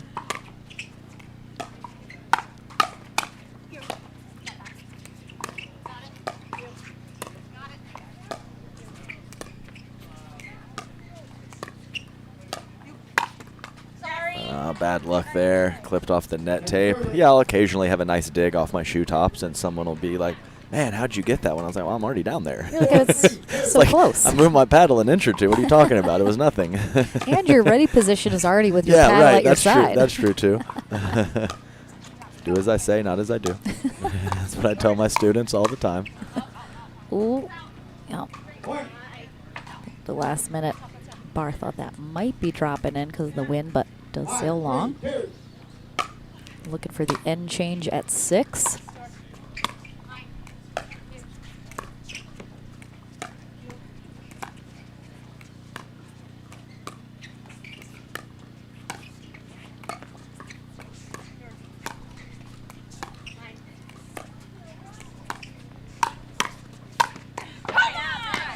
Excellent combination from Maggie Remenzi. And we will have the end change here. And the people have been asking Adam Stone, why aren't you out on the court playing? Well, I unfortunately at the New York Open at the lovely Flushing Meadows, I thought someone shot me with a BB gun, but unfortunately they didn't. I wish they would have shot me with a BB gun. Probably a quicker recovery. Yes, it was my calf partial tear, so not as bad as it could have been, but definitely there. And my ETA to get back on the court was about a month ago, and that has passed me by. All the old guys, when I hurt my calf, were saying, "Oh, that's a tough one to come back from, young fella," and I was like, "Yeah, whatever." And sure enough, 2.5 months later, I am not back on the court. So those dang old guys knew exactly what they were talking about. They've been around a time or two. Yes, for sure. He's like, that's a tricky one to come back from, and sure enough, they were correct. Are you feeling you're getting closer? Oh, yeah, definitely better shooting for the Chicago Open in 3 weeks, I believe. Labor Day weekend. Official end of summer in sight. Yeah, that's right. I have a nice little after the New Jersey Open, a nice little triumvirate of tournaments with the Philly Open, the Chicago Open, and then the APP Metro. So Yes, very in good, Atlanta. very good stuff on the APP tour.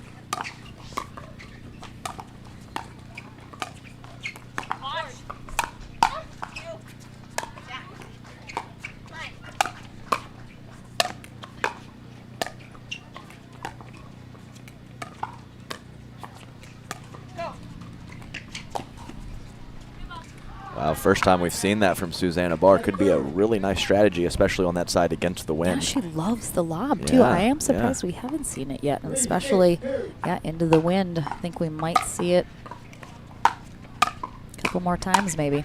Uh-huh.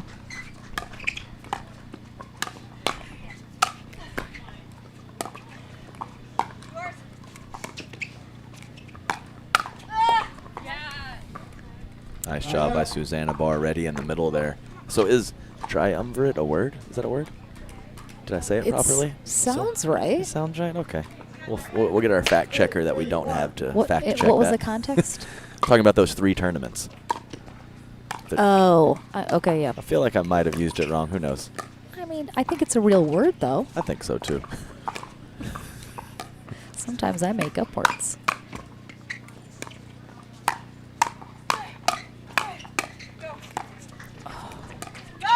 Yep. Oh, yep. Wow, there it is again, right after we talked about it. Fantastic point. All 4 ladies on the court, finishing with a nice lob. Becky Ryan stabbing that out of the air instead of letting it bounce, and Ramenzi there for the put away.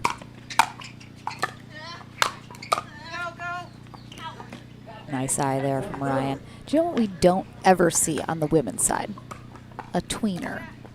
Yeah, I wonder why. I'm interested to know because, again, Ryan, the previous lob that she tried to track down, Right, a tweener right. almost seemed like the best option, but I don't think I've ever seen a lady hit a tweener.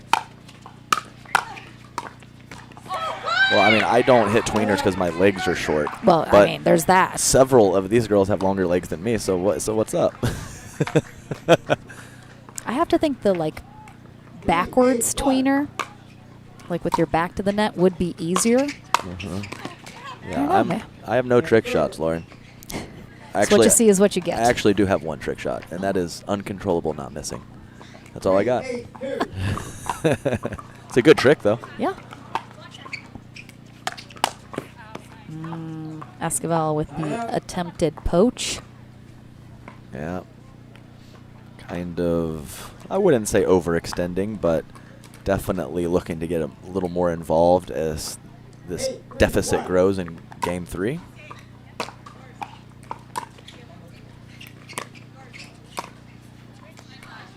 Nice shot, good spin from Michelle Esquivel. Needing one more stop to get the ball back. Crucial juncture of this game 3.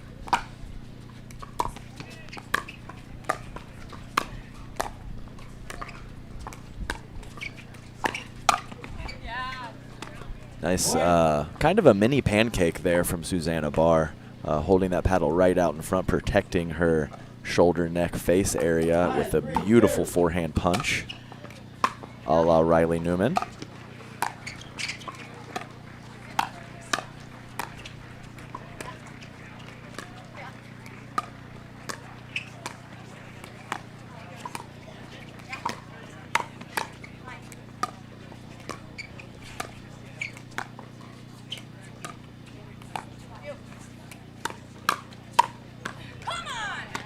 Nice job, Maggie. And a nice come on from Maggie Ramenzi there. After a beautifully played point by her, she is rewarded with a game and match point at 10-3, game 3. It just seems... Does it seem like Esquivel and Ryan just...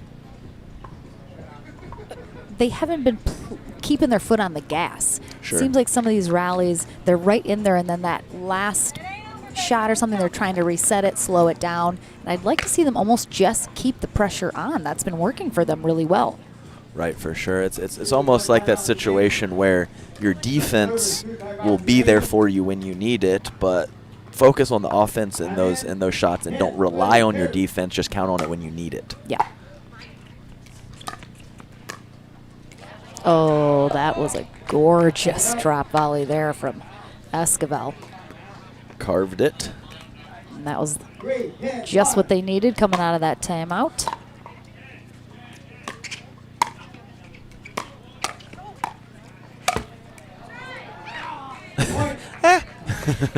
little squeal there from Barr.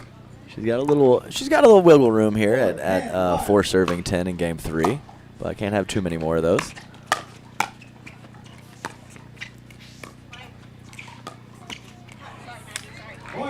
Just when you say that, she gives us another one. It's that high margin for error. Lots of risk, lots of reward for Susanna Barr.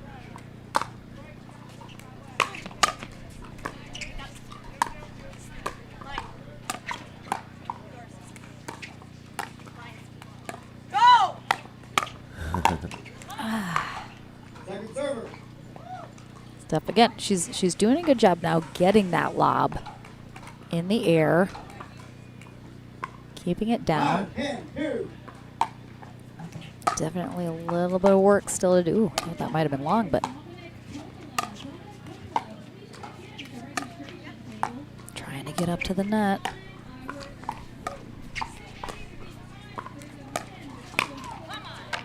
Nice spot in the middle from Susanna Barr. You're exactly right. Those last 2 lobs she has been able to take out of the air, but the thing is, she's 5 or 6 feet from the kitchen line, and Susanna and Maggie are right on it. So if she doesn't hit that completely optimally with as much power as she has, the ladies on the other end of the court are still in a pretty good spot.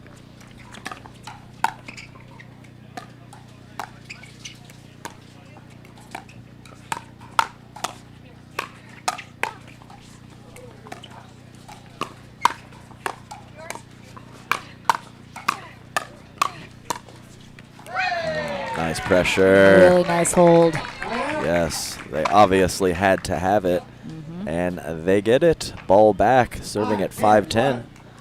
I like it. They kept the pressure on that whole time. They were just aggressive,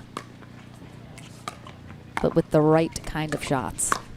Oh, beautiful step in there. Michelle Esquivel lunging, committing to that attack, lunging to the middle, rolling it across Maggie Remenzi's body for a perfectly placed winner.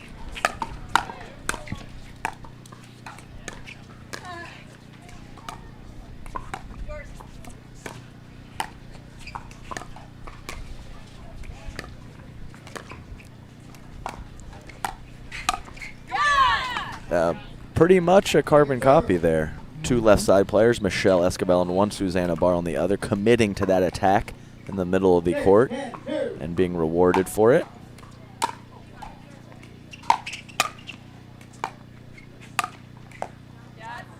Nice spot there in the middle. Susanna Barr, lots of pace, lots of spin on that forehand. 10-6-1.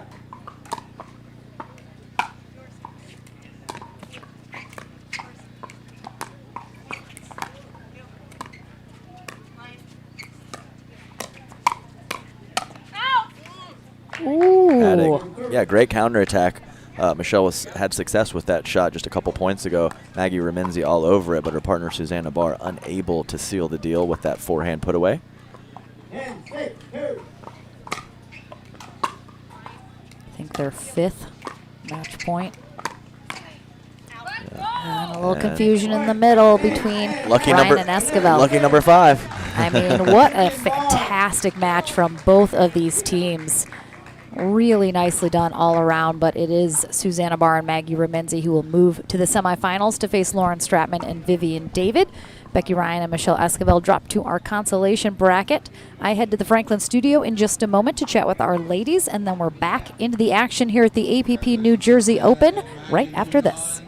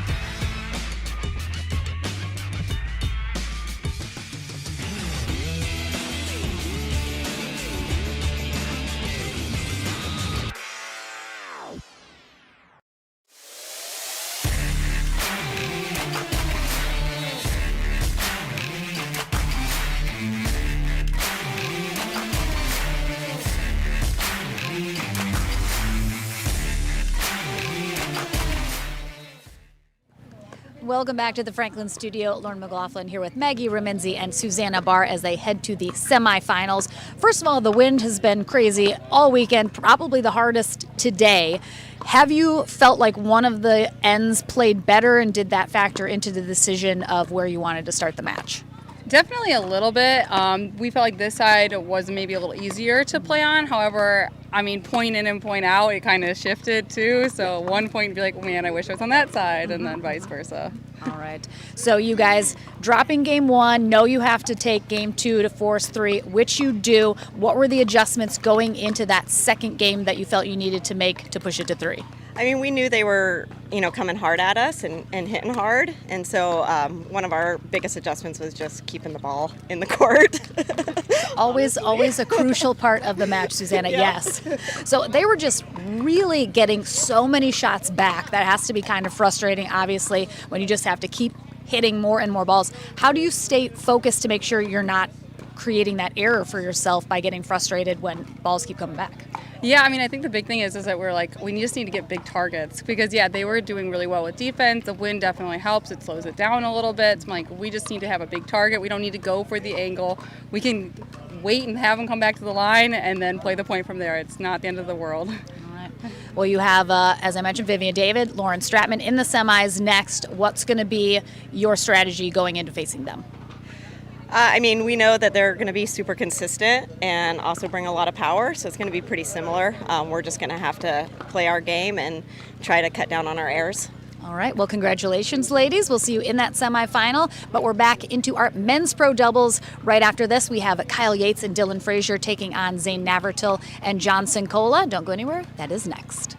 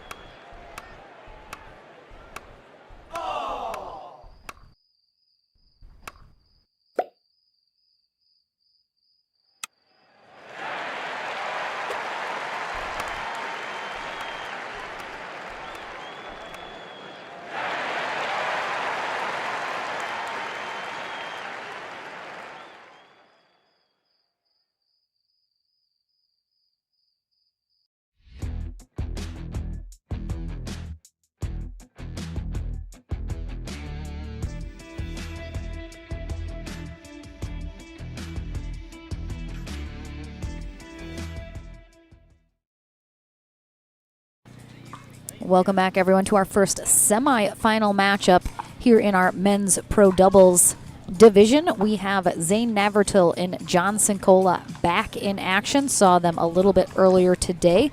Navratil, 26 years old, originally from Racine, Wisconsin, now in Austin, Texas. And 42-year-old John Sincola out of McHenry, Illinois, which is a suburb of Chicago. And first time here on championship court number 1, we have Dylan Frazier, 20 years old, out of Ashland, Missouri, about to be a junior at the University of Missouri. And he is paired up with Kyle Yates, who has been around the game longer than most. From a very young age, he is now 27 years old, still in Fort Myers, Florida. It's been kind of the comeback year for Kyle Yates. He had a bit of some time when the game was changing around him, but he has put in the work and he's back as competitive as ever. Great shot there from Dylan Frazier. Yes, you're absolutely right about Kyle Yates. One of the most decorated athletes in our sport.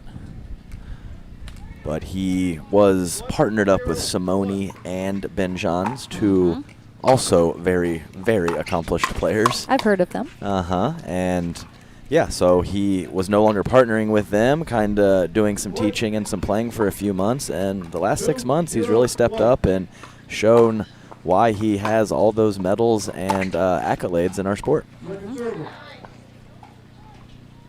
Frazier and Yates are the 2 seed here today in men's pro doubles. Navratil and Sincola, the 4 seed.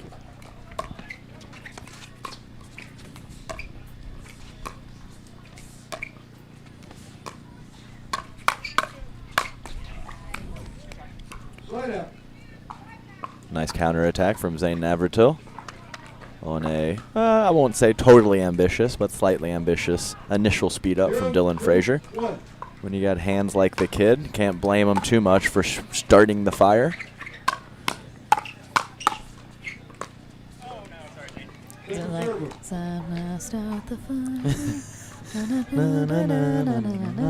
It's a long day. We got to entertain ourselves around here, guys.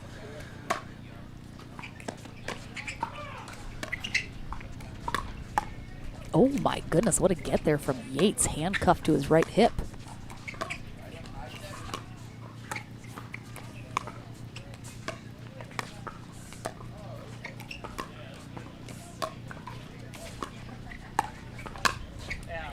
Really nicely done. Good patience there from Sincola. Finally gets what he wants. Easy put up the middle.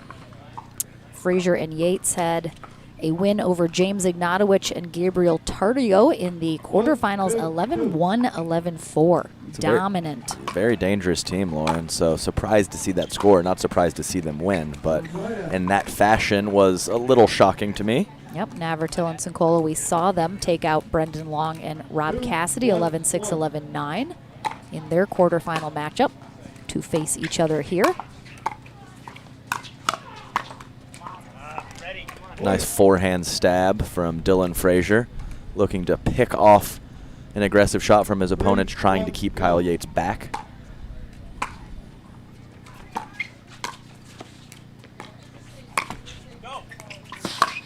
Oh, beautiful shifting over there. Lateral movement here from Frazier. You can watch after this ball clips the net. He's been working on his slide. I kind of feel like it's just another Saturday for Dylan Frazier. Right? You know, just playing some pickleball, winning some matches, hitting around the posts. Yes, and I think that sliding is definitely more natural for former tennis players, who very big part of the tennis game. Dylan Frazier does not have that racket sport background, so cool to see him implementing that into his game. Nice poke there from Zane Navratil. Kyle Yates very much ready for it, but couldn't coax it over the net tape.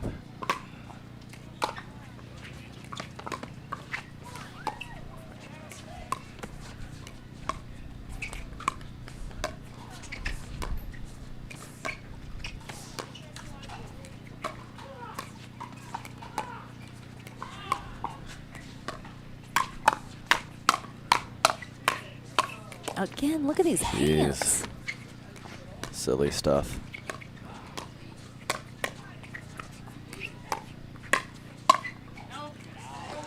Wow. Would have thought the ladies were still out here. Yeah, playing. right. No, really. I mean, that was a fantastic point. Speed ups, slowing it down. Nice casual alley from Johnson Cola, letting that ball go into the bad green.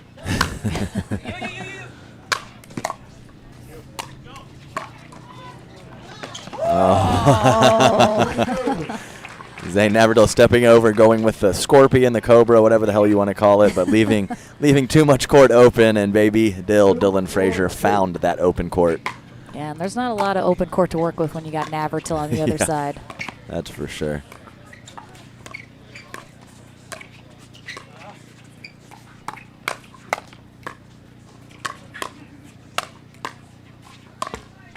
Oh, tough. Unfortunate there. And for anyone who thinks this is a game, not a sport, just listen to the shoes squealing. Listen to the footwork. Listen to the movement. You don't even have to watch it. You can hear it. These guys are athletes all the way through. You can just see it. You can see the fitness level. Just looking at these guys, you can tell they put in the work. They work on that off-court fitness, stamina, so important through these long days.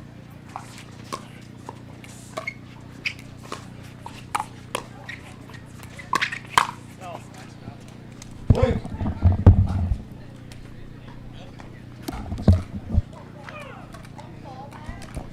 5-2-2.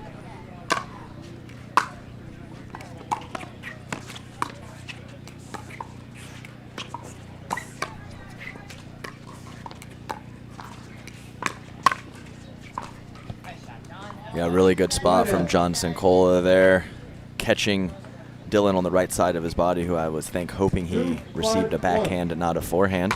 Couldn't come up with the counterattack.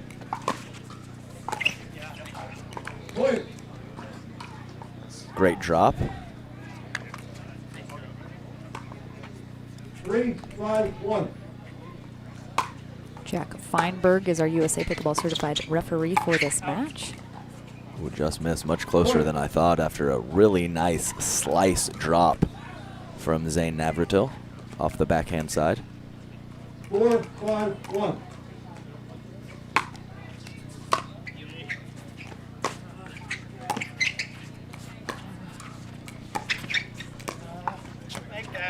Really impressed so far early on with Kyle Yates' patience.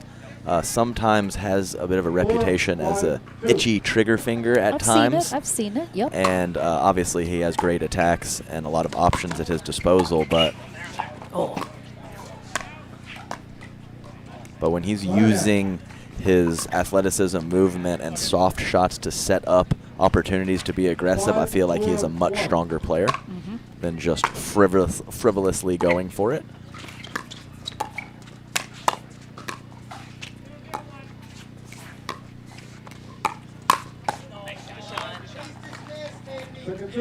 I won't say anything. I mean, I was just talking about it, so we'll just let it be. Yep, We'll let it be. every once in a while, see some impatience in Yates for sure. Similarly to many other players. Oh yes.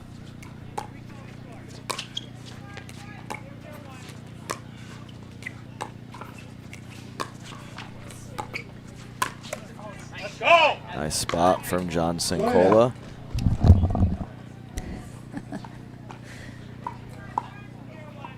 At the same time, as many players often pull triggers too early, I don't think that they have the defense and the dinking ability and experience of Kyle Yates. So, I mean, it's hard go. to do that when he's been here since the beginning of really the more modern version of the pickleball game. He's seen it all.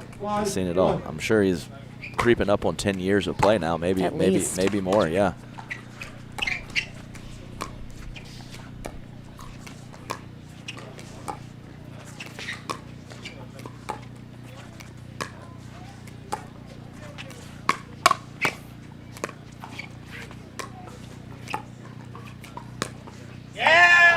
We talked about it earlier when we watched Sincola and Navratil play, how much Sincola likes to run around to hit that forehand, and that's why. he sets himself up when he can run around slide, opens up, you know, he can go cross court, middle, down the line with that forehand, makes it very dangerous and hard to read. Nice spot, nice shot. Absolutely right, Lauren. And if you would say coming into this match that John was going to be stepping around and challenging Dylan Frazier ahead of him, I would have questioned that strategy, but so far so good early in game one for that pattern.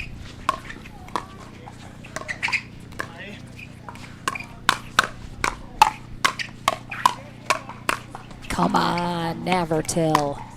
Oh, that is... That's how it always goes, No, right? That's the way the cookie crumbles. Yes, fantastic firefight from all four fellas there.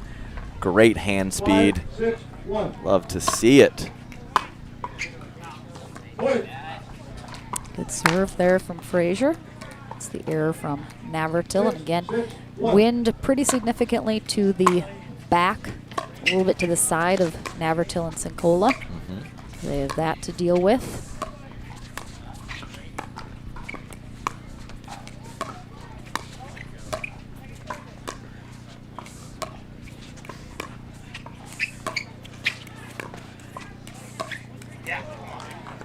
Talked a little bit today at Great Patience on that point. Talked a little bit today about the larger crowds, and I have complete confirmation considering there was a line in the men's restroom. That is yep, that's how you know it's packed. It's a packed house. That's how you know. Great little shake and bake combination there from Yates and Frazier. Solid stuff. Taking a very slight 1-point lead midway through game one. And we definitely are getting big crowds all around CC1 and 2 for all these fantastic matchups here today. Great spot, great extension from Dylan Frazier. Hitting that ball as close to Zane Navratil as possible. Doesn't even need to be struck with a ton of pace and power when you can pick a good spot and have great extension.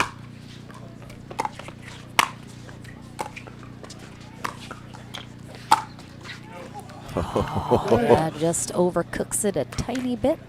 Yeah, a little burnt on the edges. I was questioning it there, but it was there. Yeah, it was there for him. 6-8-1.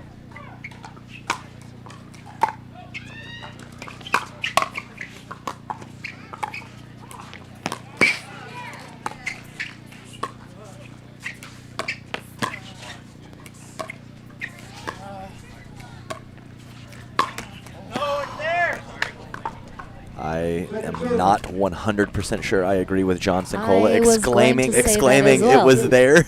I mean, you got to say that to yourself, though. Sure. It's just a little positive self-talk. Yeah, I totally understand. I'm just going to agree to disagree. 8-6-1.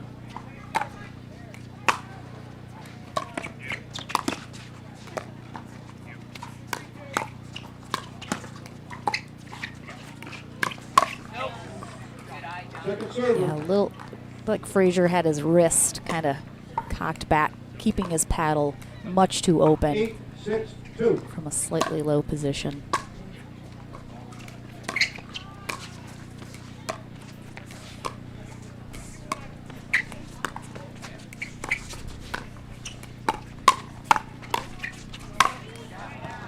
Nice little triple combo.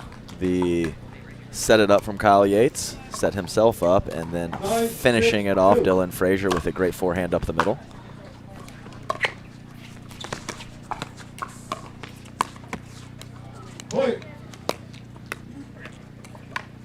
Good spot on the dink there from Dylan Frazier. It's going to be a game point here on the paddle of Dylan's spinning Selkirk paddle. Oh, Yates! Did I say on the paddle of Dylan's spinning paddle? Correct. That's Yeah. Yep. I stand by it. I stand by it. Yeah, I was rolling with it. I like heard it in my head after. I was like, wait a second. There were too many paddles in there. Oh, too good. Yeah, that's an excellent spot. Dylan Frazier holding line there. Kyle Yates a little late getting over to cover the middle. I think Dylan does need to hold in that specific situation, though. Looks like Navratil and Sincola mixing up their stack a little bit here. Oh, you're there! Great ball. One of Dylan Frazier's favorite offensive shots, the little forehand flip, often going up the middle, but often going into the body of his opponents like he did there on Johnson Cola.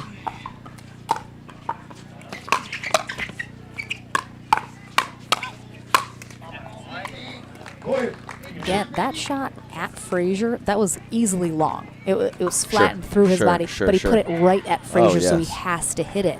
And then he creates that opportunity for himself to finally have that put away.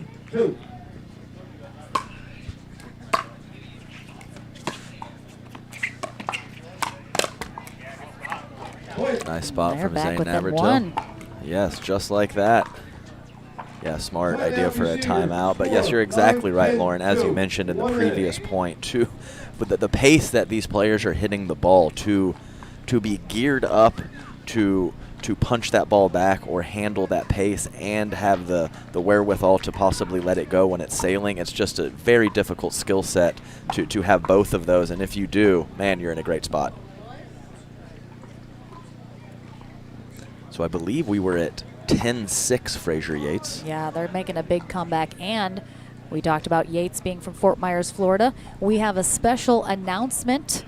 We are going to be kicking off the 2023 APP Tour season in Punta Gorda, Florida, just down the road from Fort Myers. It's going to be January 11th through the 15th. So official first stop of 2023, Punta Gorda, Florida. He's planned to join us, and we're hoping to release the full 2023 APP Tour schedule in just the next week or two. Some things being finalized, but very excited for the schedule next year. A lot of really great stops. Some new places, some familiar places. But Florida, I can't complain about Florida in January. No, absolutely not. I'll be there. I mean, Florida in May, I can complain. Yeah, exactly. Florida in January, absolutely not. All right, another game point here for Frazier and Yates. Oh, and they get it on the error from Sincola. Overhead into the net. Tough way to go, but game number 2 here in this semifinal matchup coming your way here at the APP New Jersey Open right after this.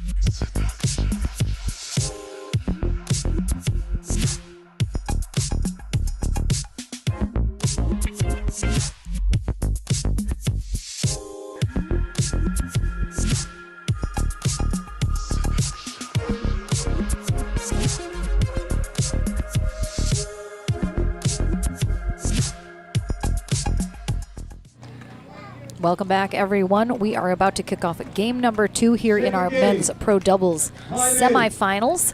Kyle Yates and Dylan Frazier on the far end. Zane Navratil and John Sincola now on the near end. Oh, tough. Little confusion. Sincola thought Navratil was taking that. He pulls off of it. Then it's too late. And Dylan Frazier just gives a wry smile. Just a little. Like, gotcha.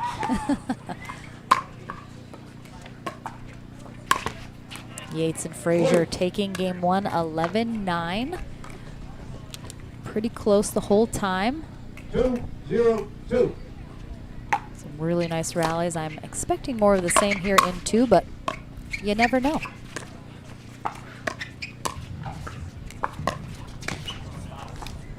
Great job. Zane Navratil thanking Dylan Frazier, had the angle for that around the post. And instead, Dylan jerks that two-handed backhand to the middle of the court beautifully.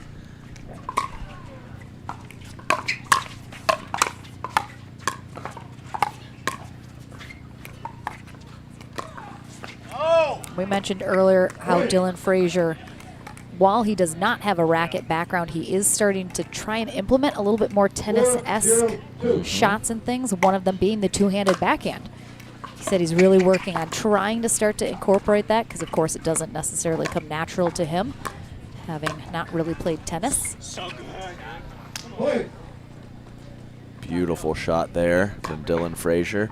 Sincola crashing back to the middle, knowing his dink was too high, but Dylan Frazier electing to go soft behind John Sincola.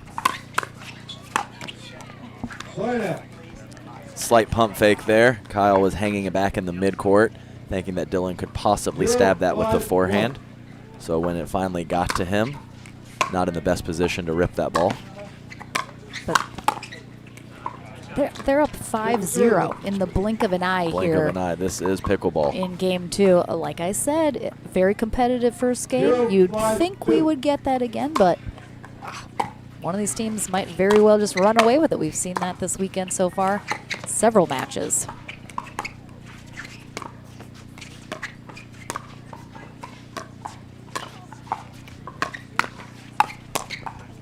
I mean, a couple times on CC2 yesterday where we were playing for 15 minutes and it was 1-2, you know? So with all the side outs and then all of a sudden, like you mentioned, this super quick. That was a close one. 5-0-2.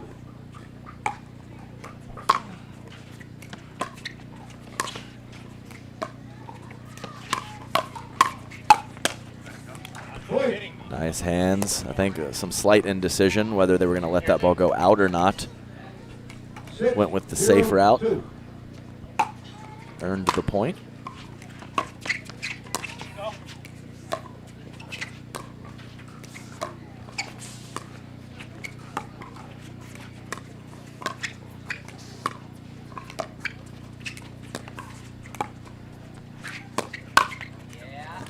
I mean, Navratil telegraphed that speed up. Well, he often takes that up the line. So he changed his spot and went middle, and Dylan Frazier was very much there.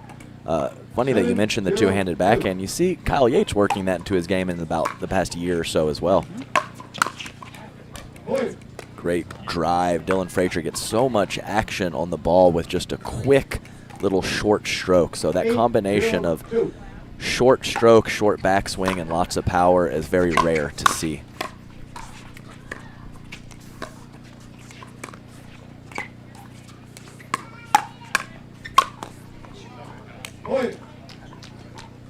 Definitely Kyle Yates and Dylan Frazier handcuffed or caught off guard a time or two in that game 1 on some of the similar attacks we've seen in game 2. Very much more on their counters here in game 2, and as you can see with the 7-0 lead, it's exactly what's happening. Yeah, sometimes you watch a game or a match and it just seems like we've mentioned before, a team is just playing better. And it's not necessarily, you know, Navratil and Sincola not necessarily hitting all the shots they want to, but Yates and Frazier seem locked in right from the moment this second game started. Yeah, for sure. And it's maybe not even necessarily an error that's made, but you can kind of see some inconsistencies on contact point, kind of getting pretzeled up a little bit, kind of losing their balance. But right now for Frazier and Yates, everything's out in front, everything's smooth, everything's compact, everything's crisp.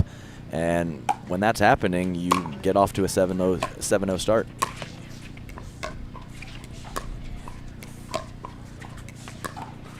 God damn, man. That's terrible. Man, I have had that feeling on the court several times. God dang it, man. That's terrible. May have uttered those exact words. Yes, that exact phrase. Oh, good hands from Navratil. I like it. I think it was fine time to go for a little more aggressive angle on the dink. 0-10-1. It's 0-10. When did they get to 10? I don't believe it. They were literally just at 7. Second server. Did I black out for a second? It's possible. Wow. 0-10-2.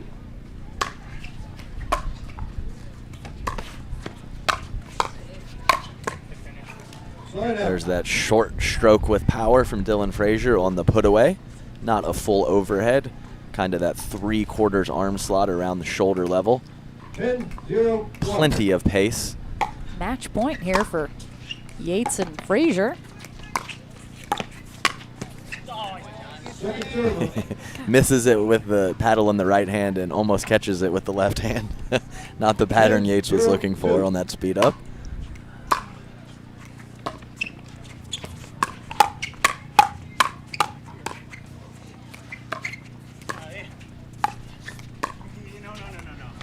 Man, I feel like I almost accidentally manifested this, Yes, this outcome. for sure. Saying you never know if it'll be just as competitive as game 1, because it was not.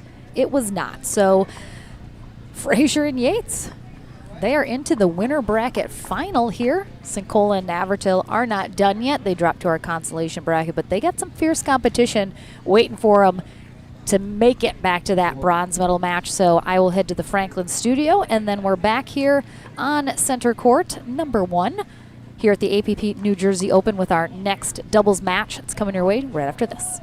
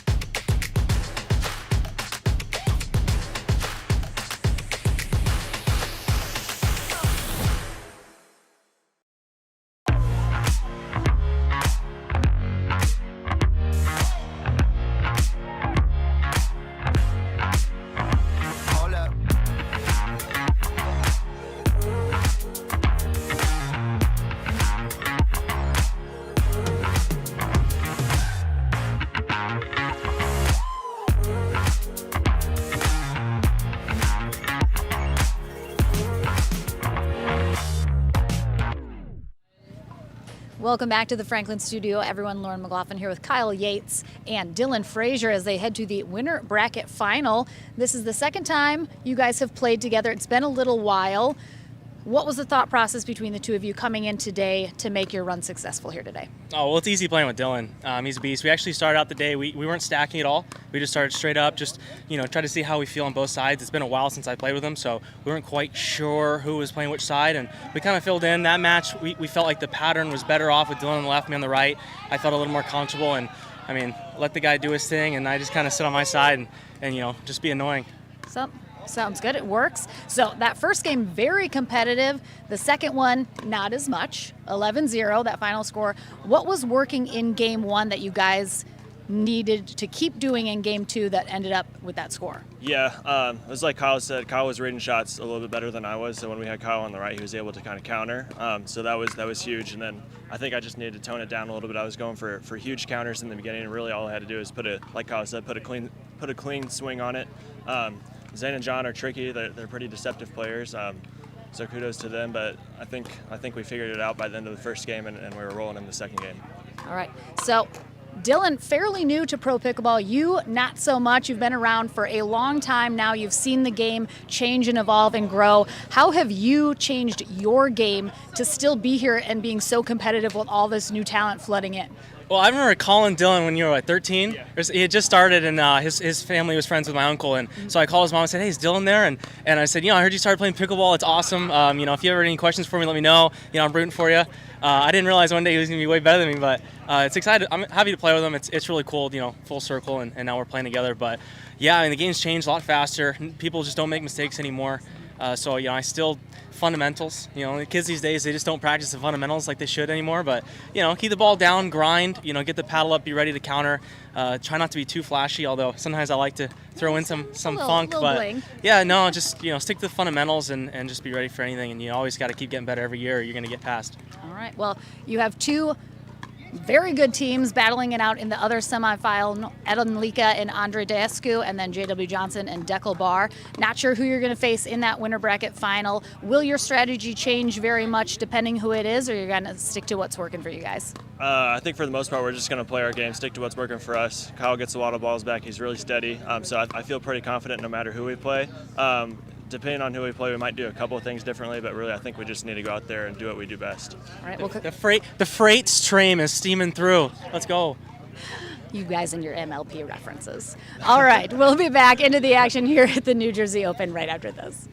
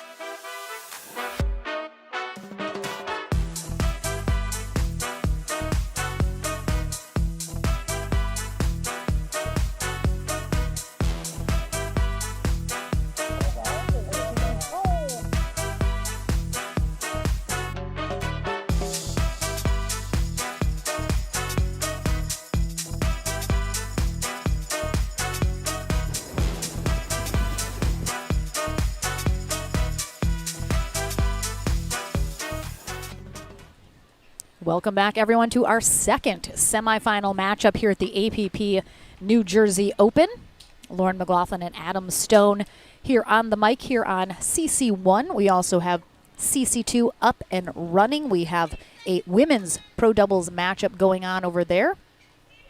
I believe that is a semifinal match as well. We have, for the first time here on CC1, our number 1 seeded team of J.W. Johnson and Deckel Bar on the far end, and the number 3 seed Edin Lika and Andre Deescu here on the near end. Both from Romania, both dabbled a little in professional tennis. Now both of them teaching at a club in Southeast Florida where they both live.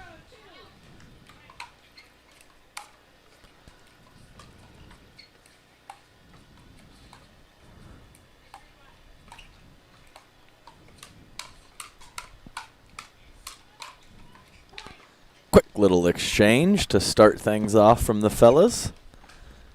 So yes, we basically have 3 extremely large human beings and J.W. Johnson on the court right now. Who's not a tall or not a small guy by any means. No, for sure. Standing next to me, he's still pretty big looking. Yeah. Nice thunder there from Deckel Bar. Very established in their roles. Andre Deescu and Edin Lika very comfortable Very with much. each other. And Deckel Bar and J.W. Johnson in the infancy of their partnership and a little more interchangeable, I would say. We'll see how that works. Basically, Deckel is much more comfortable on the right than JW, even though the past couple years they have both been left side players.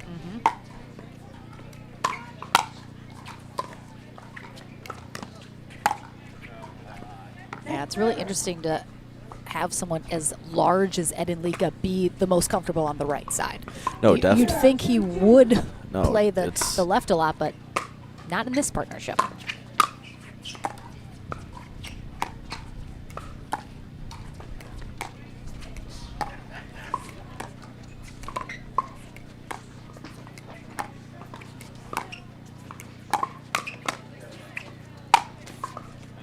I always, whenever I commentate one of Edin Lika's matches, I always say, big man, soft hands. Yes. So oh, absolutely. he maybe could use his length a little bit more, but at the same time, some of his scrappiness, scrambling ability, and soft shots are very high level.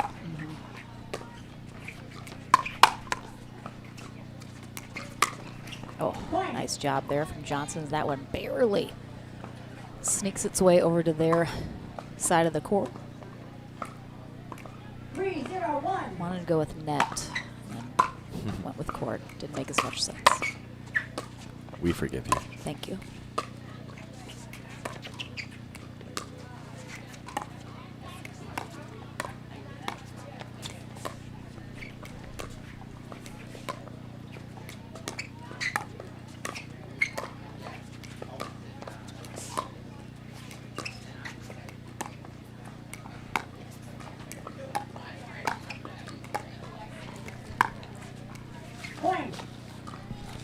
Nice shot, nice patient point from the fellas, and seeing a little opportunity and taking it. Deckel Bar speeding up down the line on Andre Deescu successfully.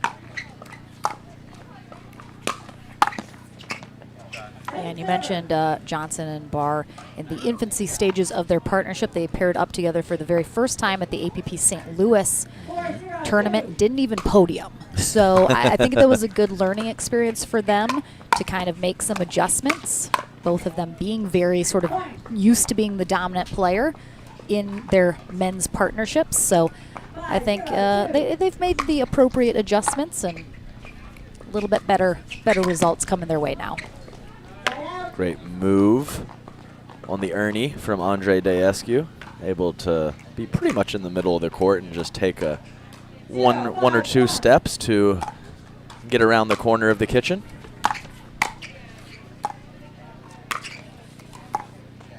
Yeah, I believe Deescu 6'4". I think Lika 6'3". Oh, you might be underselling I am them. not. The I'm Romanian not. People towers. say that, but I've asked them more than once. That's still very, very big. Yes, no, for sure. For sure. believe Andre Daescu played some college tennis at the University of Oklahoma. Love to bring that up, the alma mater of both of my parents. Very cool. Uh-huh.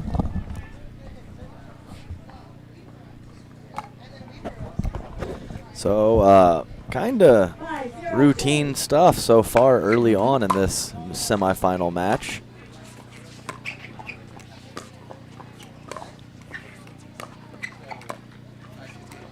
Definitely expect to see a lot of dinking throughout this match.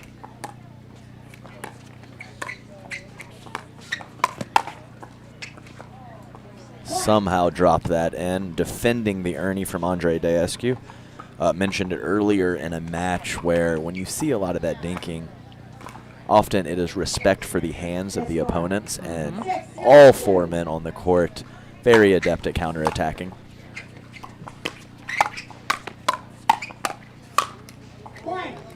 Just lots of power from J.W. Johnson and Deckel Bar right on the kitchen line. The Romanian towers often early in this game won a couple feet off the kitchen line, and that is a big difference when you get into a firefight. Your court positioning, how close you are to the kitchen, a huge factor. And you know, Daescu and Liga always a threat in any tournament that they're going to be in, but we do see them not quite as often play tournaments as some other players in tournaments. Daescu has 2 young kids at home. You know, his wife, he has a full-time job at the club. So I think he doesn't quite have the flexibility some other players do. Lika has paired up a couple times with some other people, but doesn't travel too far outside of, you know, the East Coast. You're absolutely right. And Andre Daescu working at the Ballin Isles Country Club down in the Miami side of Florida, and actually just recently got a little more free reign to travel from his boss. Okay, so that's why you're absolutely right in what you were saying, but we've seen in the last 3 or 4 months him being a little more involved on the APP tour, and we love to see that. That is true. Have seen a little bit more.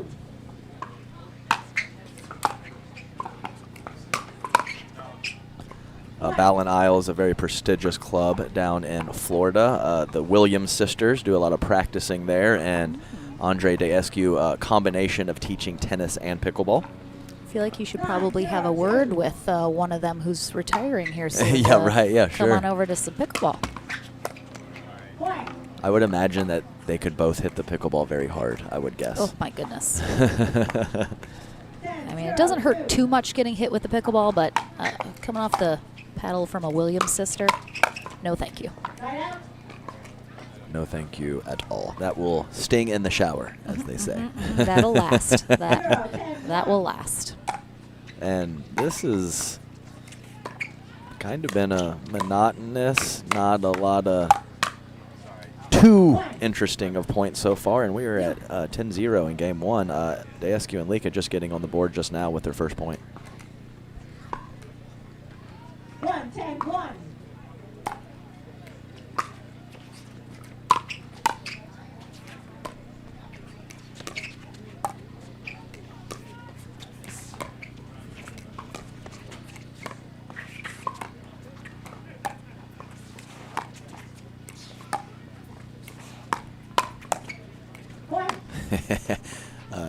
Deckel chuckling. I always make fun of him that is his only trick on the right side is the shot he just attempted, very unsuccessfully. Oh, interesting. Just a run of errors here, really. Yes. From Johnson and Barr. 3-10-1. Again, still a very comfortable lead here in game 1.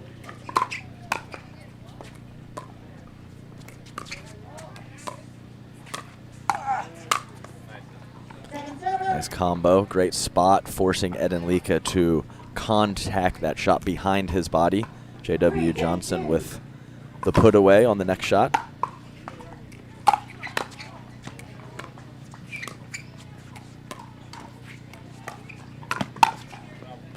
Nice job. I believe that's the 3rd time Andre Daescu has gone for that move. 2 out of 3. Not a bad percentage. And the one that he did not win, Deckelbar, pretty fortunate to get that lob past him. J.W. Johnson, 19 years old, in the Delray Beach area, very close to Andre and Eden. So he does get to play with them when they're available. Some drilling with Andre for sure. Yeah, they got a really nice group of really high-level pros on that southeast coast of Florida. And that is game one for Johnson and Barr. Dasku and Lika putting up a little bit of a fight at the very end. But like you mentioned, fairly routine there. We'll see if game two holds in store more of the same. We're back into the action here in this second semifinal match right after this.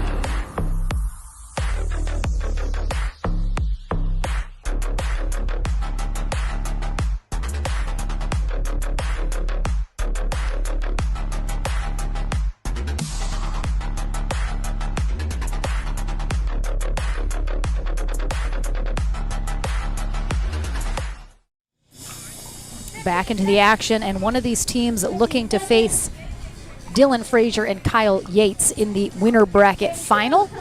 So far, it is looking like it's going to be J.W. Johnson and Deckelbar unless Ed Enlika and Andre Dasku can make some changes here in this second game. They're now on the far end of the court, and we have seen the different ends play differently for the team, so we'll see if perhaps some success can be found for them.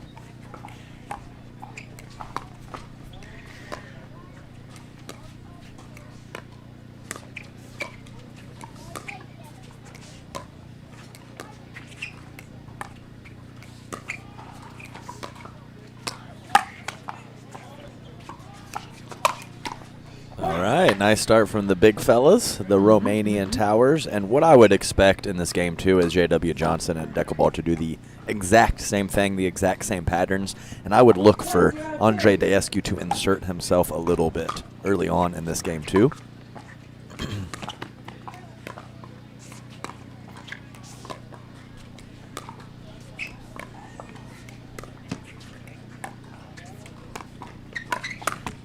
Nice spot there.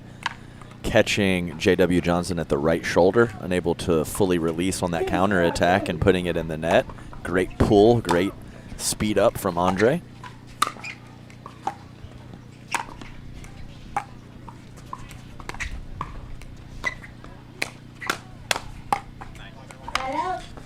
Nice short stroke. I talked about it briefly with Dylan Frazier in the short stroke forehand, and if there's one person that maybe matches his length of stroke and power, it's certainly J.W. Johnson. Impressive combination of both.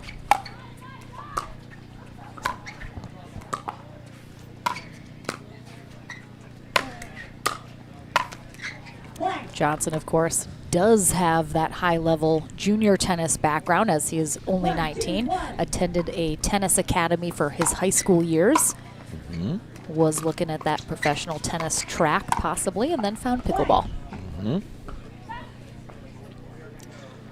Pickleball is hard, and so is tennis. I mean, tennis may be a little harder. Tennis is very tough. Oop, little so catch and release. So really, all 4 players on the court have dabbled in some amount or thought possibly of a career in professional tennis. Yeah, very cool to see. Yeah, Deckelbar originally from Israel. Dabbled in a little professional tennis action.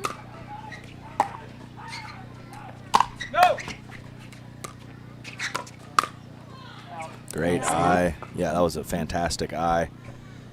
Ball not going too far out. Andre Daescu speeding it up and then keeping that paddle down to let it go out. How far did your tennis aspirations go? I played and coached college tennis. I was very good and very not great. So, okay, all right. Yeah, I don't think very good cuts it in the tennis world. No.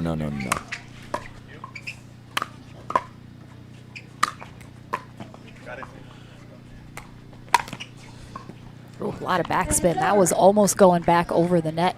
For sure. Before Barr hits that. Yeah, definitely pickleball, a great sport for me. I didn't have that big serve, big forehand combination that a lot of the big boys have, so had more of an all-court game that transitions much better to pickleball.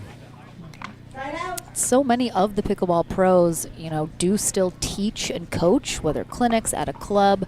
More are transitioning now into truly full-time athletes, not having to do outside stuff, but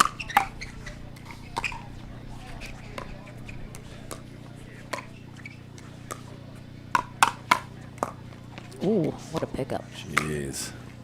And if Andre is grimacing like that, I think he got it. Yeah, I think so. I mean, just ridiculous pickups. A nice little boom, boom, boom combination between Andre and Deckel. I absolutely thought the point was over, and sure enough, J.W. Johnson with a beautiful reset.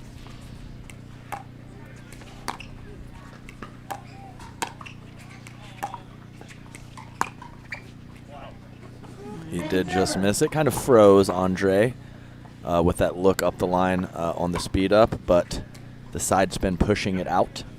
4-3-2.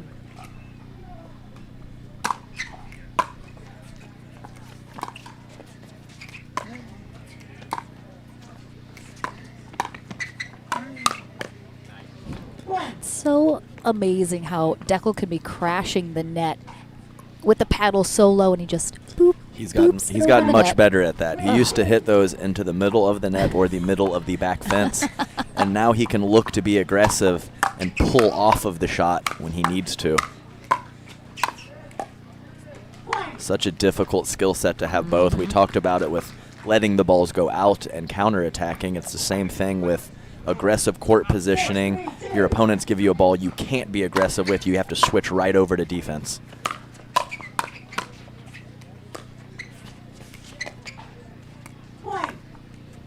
Little mini run here from Johnson and Barr. Mentioned I was looking for Andre Daescu to be more aggressive, but when you have J.W. Johnson's forehand in the middle of the court and then the Deckel-Barr thunder punch right in front of him, just makes it tough to make the right decision.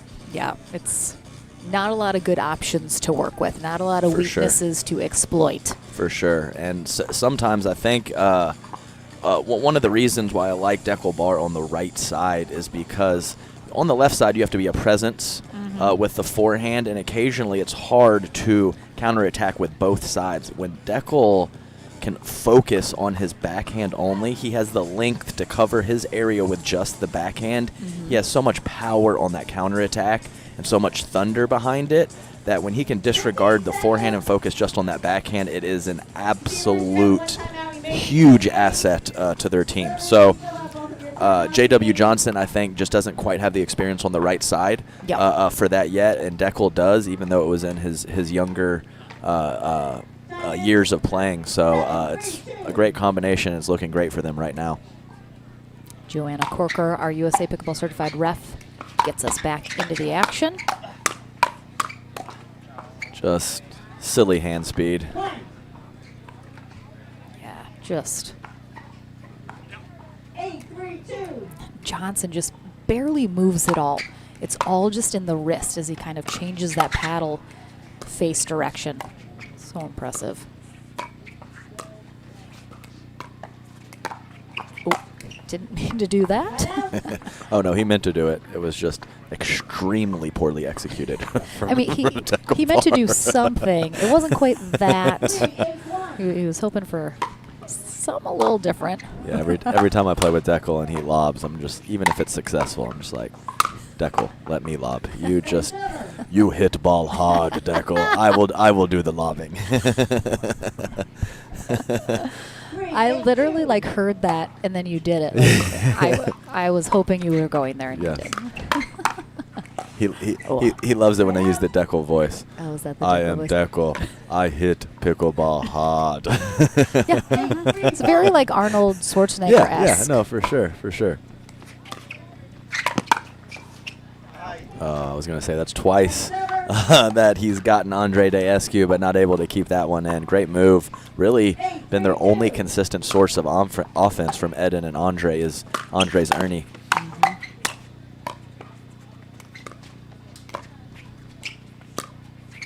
He's just scooped it right up the line. So beautiful from J.W. Johnson.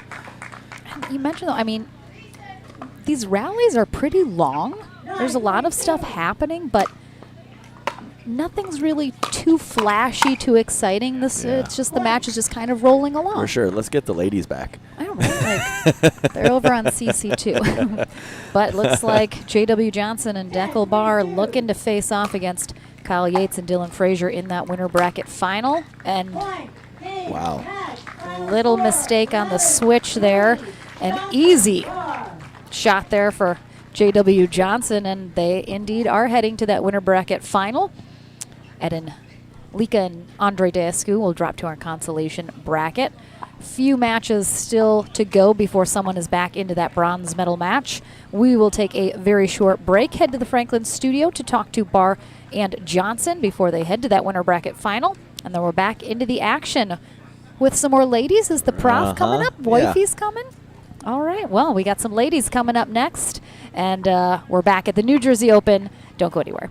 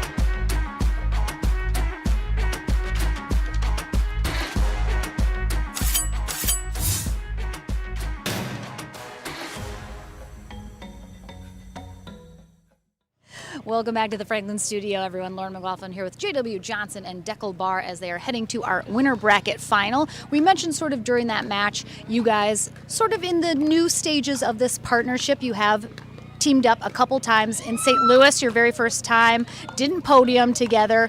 What was the learning that you needed to change a little bit to make this partnership more successful as it has been going forward from there? Right, it's a few things in communication. We're also kind of trying who's playing where. Just there's a lot of little things in new partnerships, and the more we play together, the better I think we both feel. So yeah. I mean, it's not often that you have somebody taller and bigger than you that you're playing with that you can just kind of let take over. How does it feel to know that this guy's got your back out there? I mean, it's pretty good. I mean, obviously in mixed, we know that I'm the left-sided player, and in men's, I'm the left-sided player too. So, no, I'm kidding. But no, I mean, it's good. Great coverage. Obviously, a lot of Ernie still, even though he's on the right side, and it's great. You're facing Kyle Yates and Dylan Frazier in that winter bracket final. You know both of them very well in kind of their games. They haven't played together a lot as a partnership, but what's going to be the thought process for the two of you guys facing them? Yeah, two great players. Never played against them when they were together. Obviously, we know them well, but as a partnership, there's different things. So we'll test a few things at first and see what works. You have played with Dylan Frazier many times as well. Do you have any kind of deep, dark secrets you're going to be trying to exploit as you face them in the winter bracket final? Definitely not. Will not say that over the interview. Good try though. Yeah, I mean, we'll see. We'll just go out there. Hopefully some earnings from the right side. I might have to take the right side from time, and we'll see. All right, well, congratulations. Good luck in that winter bracket final. We'll see you in just a little bit, but little sister out here is going to do some work first in our ladies pro doubles bracket. We're back into the action here at the New Jersey Open right after this.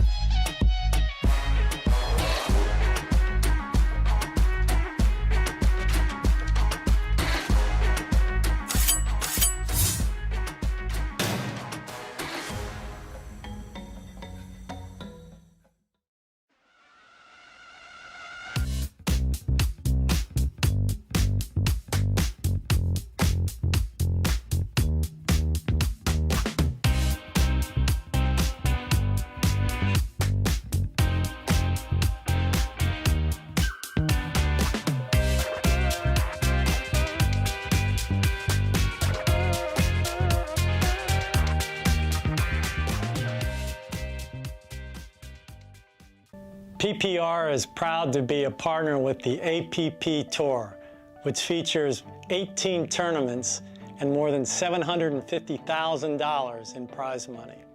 Several PPR members play in APP tournaments throughout the year. Are you at least a 3.5 pickleball player? Then become certified to teach with PPR. Check out our website at www.pprpickleball.org.